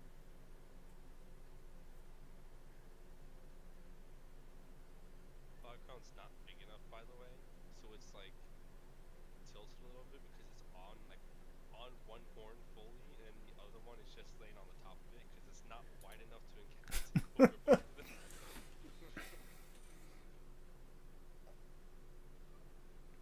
Try that and then let me know.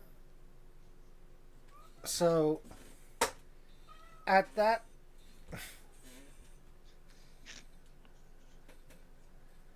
At that point, the Drider turns and notices what you were doing to your poor large friend, and kind of makes like a sound and walks over on her large legs and says,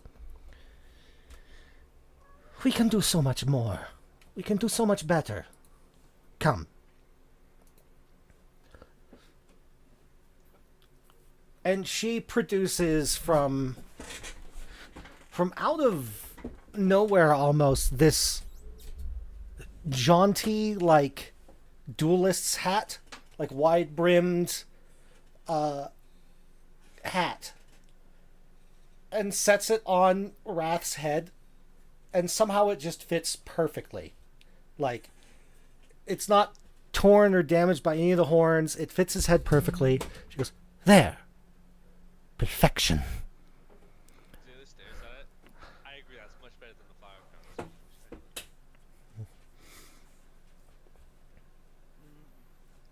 Why does it feel like I'm being told to abandon my look? I just thought you were trying to look at different hats. I say your look is fine. You just need to find someone who appreciates it, the Drider says as she, like, doesn't even turn around to look at you. She's just continuing to work on the clothing she's working on. I also agree with what she's saying. You should listen to her. She sounds very wise. Well, I suppose you can't get everyone's vote. At the most, I would say, polish your spiky bits. Make them shine.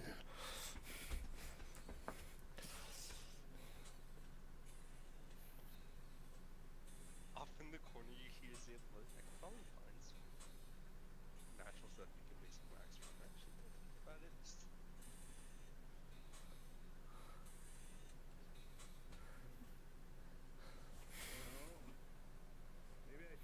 Maybe I can also stop filing down my broken horn.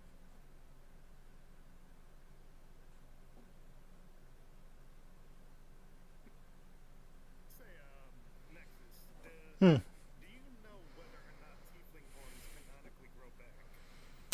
They grow like goat or sheep horns, so yes, they would grow back over time. Hear that, mollusk? So a while ago, I asked him the question, "Hey, does Wrath just kind of like So, file his missing horn down to keep it that way for the sake of the look, or does it just stay that way?" right, and I told him if tiefling horns canonically grow back, then yes, it is a style choice. Yeah, they, like cattle horns and sheep horns, they are made of keratin, so they grow like hair, just very slowly. It's the same reason, like, Hellboy files his horn down in the Hellboy comics, because they would grow back if given time. Nice.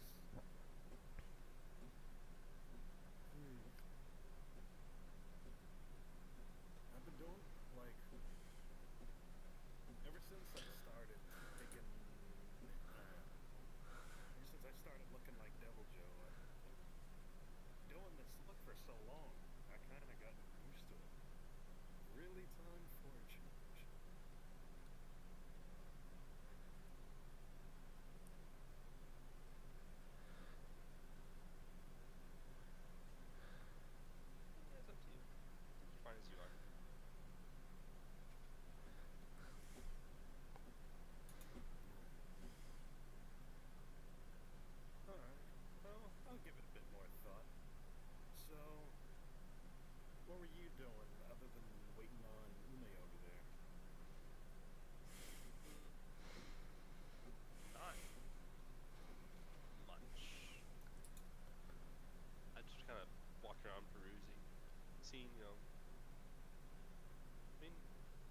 you at home a little bit from some of the styles I've seen, but that's yeah. We don't talk about that, but no, just been waiting. You know, back at the Mega Mart over there, I forgot to ask if they had Volo's Guide to Wyverns Volume 2. All I did was make the cups that came with the special edition.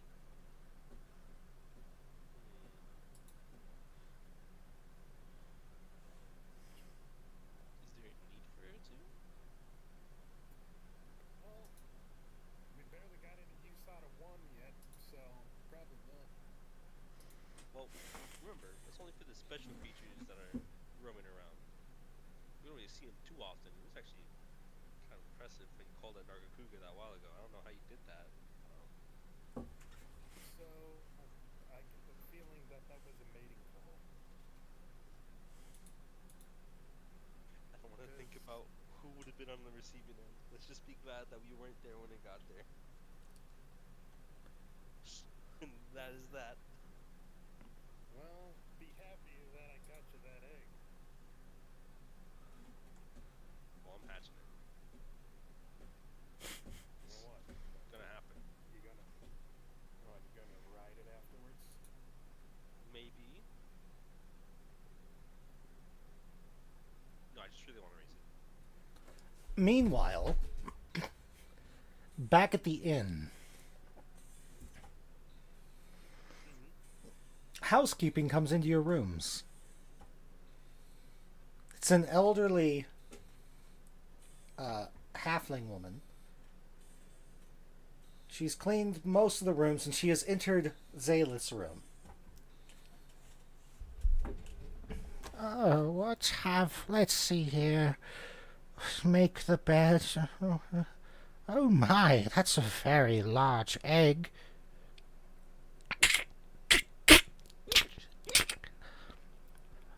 Oh no, it appears to be breaking.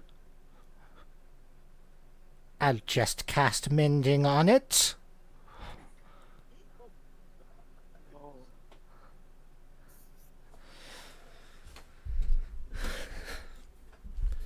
She goes to cast the spell, and then with a burst, the egg explodes outwards. Oh, by the 12! And there is a blur of movement as something bursts out of the room, knocking her over. Oh no! And I forgot my emergency sending stone. Help! Help, I've fallen! And I can't get up! He said his hair shoots straight up. This is disturbance. Not actually. A younger housekeeper comes around the corner and helps her up. We told you that you don't need the emergency sending stone. There's 8 of us cleaning rooms all together. There was something in here. The place is haunted! You say that every week. There's no ghosts. And we cut back to your group. So, like, would it be possible for, like, range to, pick up on, like,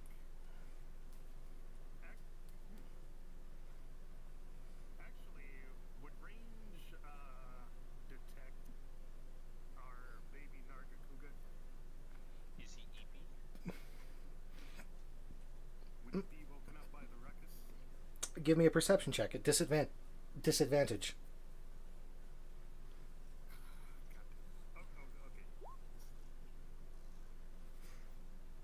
Damn, that bad?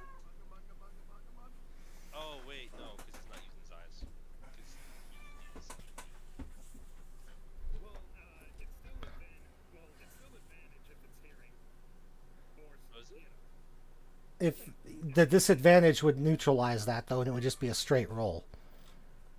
Right, so, well, we're still going with 12, so. Yeah. You hear something, or it hears something and wakes up, but it doesn't see anything in its room. And as it's an animal, it doesn't have human level intelligence to go look out. Like, since it doesn't see anything dangerous in its immediate area, it goes back to sleep.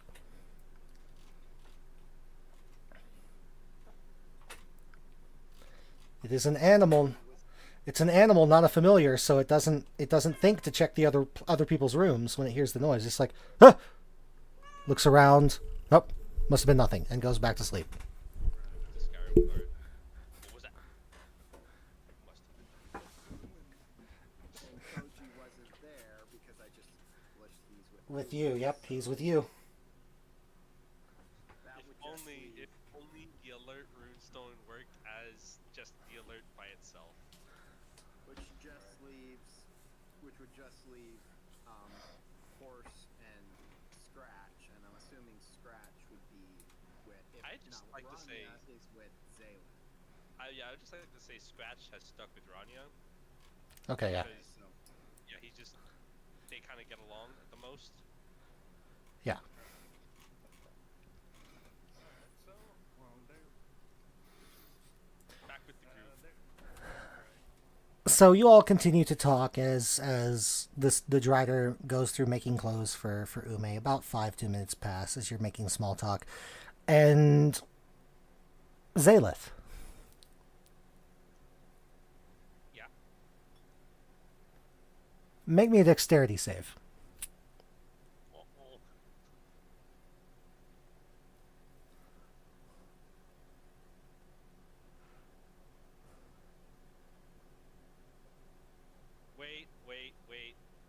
Wait. Oh, never mind. yeah, 'cause you have a 6 and a 3. Because That's already a. That's a nat 1 yeah, plus your bonus.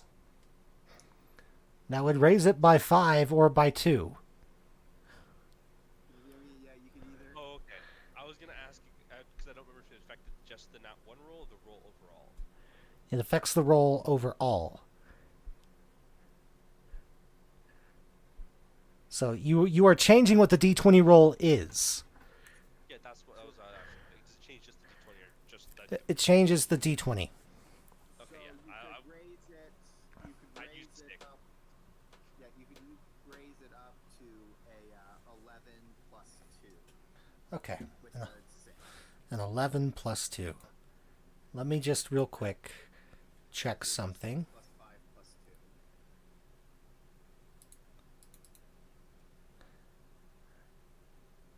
Just real quickly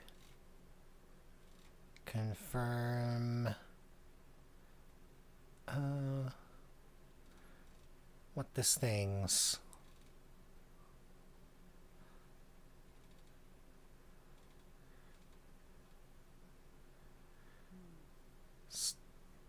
stats I'm are. assuming when I make the switch over, its stat block is gonna change to the Drake Warden stat block, right?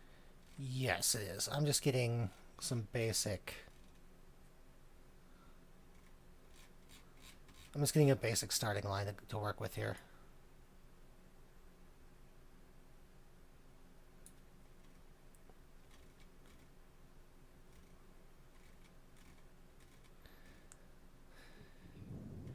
Oh wow, there are literally stats for a baby Nargakura in the book in this thing. No way. There are indeed. Give me just a second here. Add character.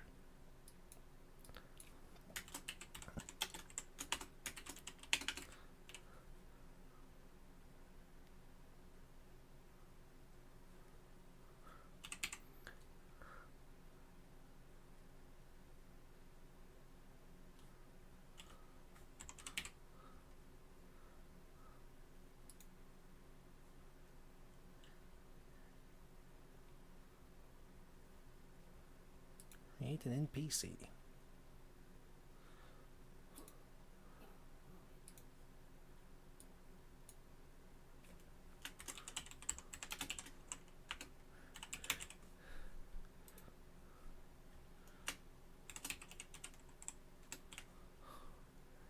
And its stats are so. I'll give you whether or not you made it or not in just a second here. But something is attempting to pounce on you, essentially.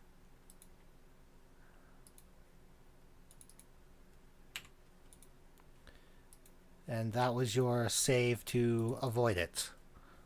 As all of you hear something come crashing through the window. Don't worry, guys. This is how I die.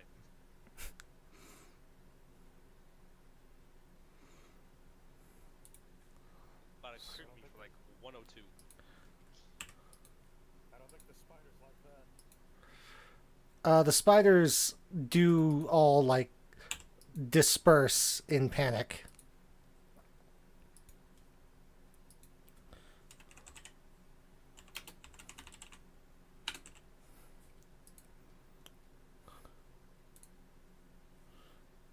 I don't suppose either you knows men.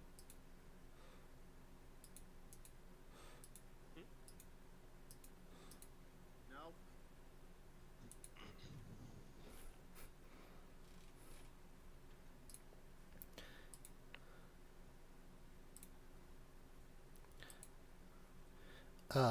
May's character knows Mend, so you do have somebody in the group who can use Mend.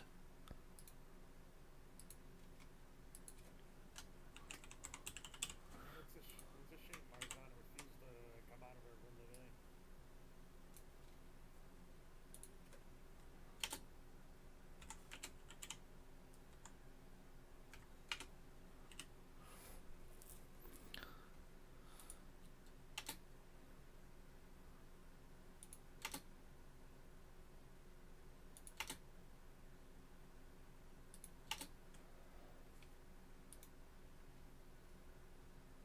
No, Ume's spells are, Booming Blade, Thunderwave, and Shield. Bite.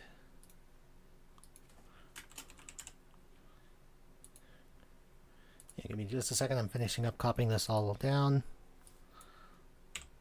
Since we have a stat block, I am copying it in.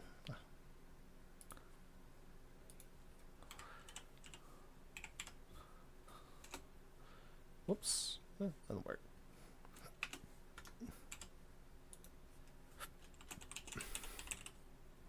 Huh. Wonder why I only have one. 'Cause I haven't used either of those spells yet.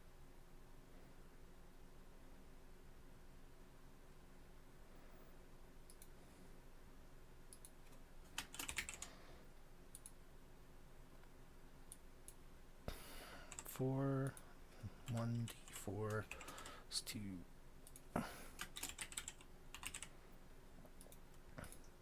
Okay. So let's see. You got a total of 13, right? Yeah. Wait. No, it was 11. Plus Yeah, 13. That is how math works. 11 plus 2. Sorry, my brain. I had to switch to math real quick. you replace the 1 with the 6, and then add the 5 to that's 11, and then plus 2 is... Yep. Yeah. So you it attempts to pounce you, but it does not succeed. And it lands on your back like a cat.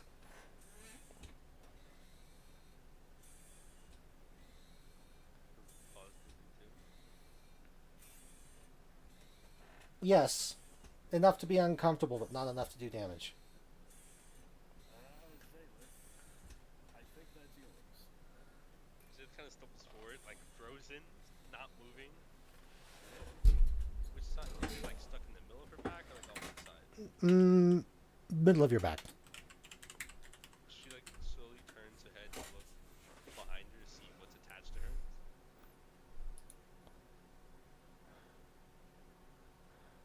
You see a baby Nargacuga.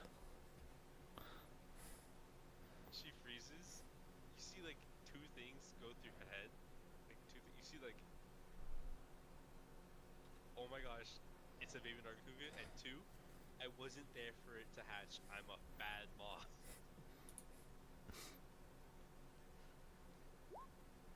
She like I can slowly already reaches see for it, like unsure if she can get it. She's like, "Can you?"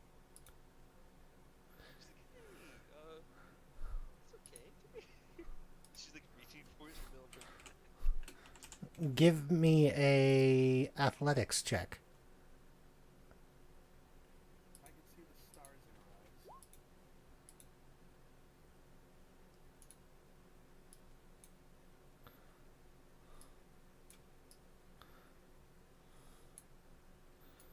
Hang on. A 16? Okay.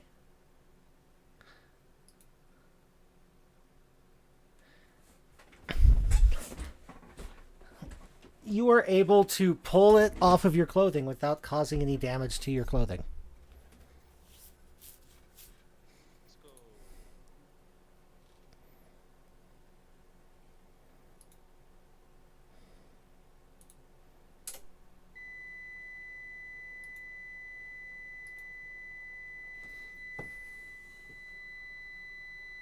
She like holds it up in front of her, like a little baby,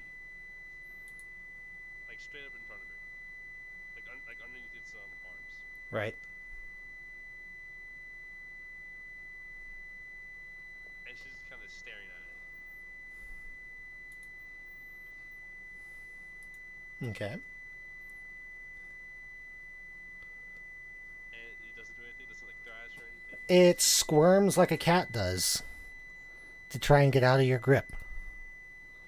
She brings it closer to her chest, like puts a hand underneath his legs to support it, kind of like cuddles it a little bit. You know, like a carry cat. Yeah. So how big is it? About the size of a cat? Well, the stat block says it's a medium creature. So it's the size of a large dog. Well, Zayla does have 20 strength. 18. It's big. It's like the size. So medium is like dwarves are technically considered size medium as well. So it's like it's a size of It's a Maine Coon. yeah. Yeah, it's like a Maine Coon cat I'm gonna say that. with wings and a tail. Well, bladed wings and a really spiky tail. I mean, as Enough to make battle snake noises. as a kitten, not as much. Right, yeah, like he was literally just born. Or she. In so far.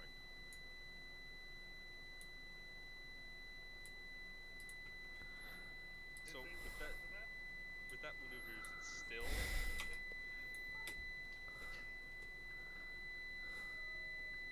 With that maneuver, is it still squirming? It's squirming, but it can't get out of your grip. Someone, food now. I need food. Alright, I'll have Rev give her one of I'll have Rev give Zayla one of his top 5 rations. Okay, Rav pulls out this ridiculously huge ration out of their pack. Zayth looks up at it, looks up back at him like a mom would if you try to give their kid something that they like a piece of like a king size candy bar. It's like a little baby. And she goes, "You just reach, take one of my rations." She just had one of those. Let me.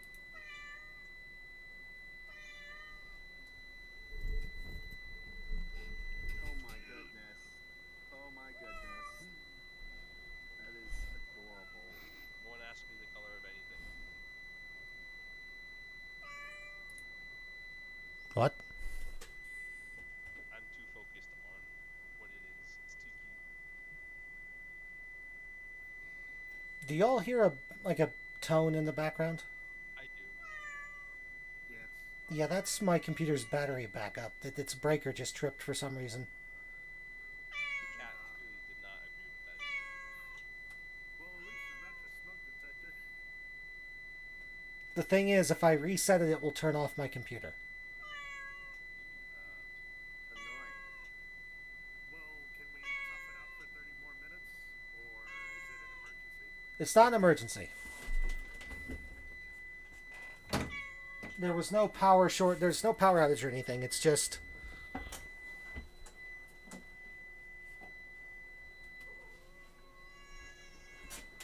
I don't know why every so often it does that, and I don't know what's causing it to trip like that.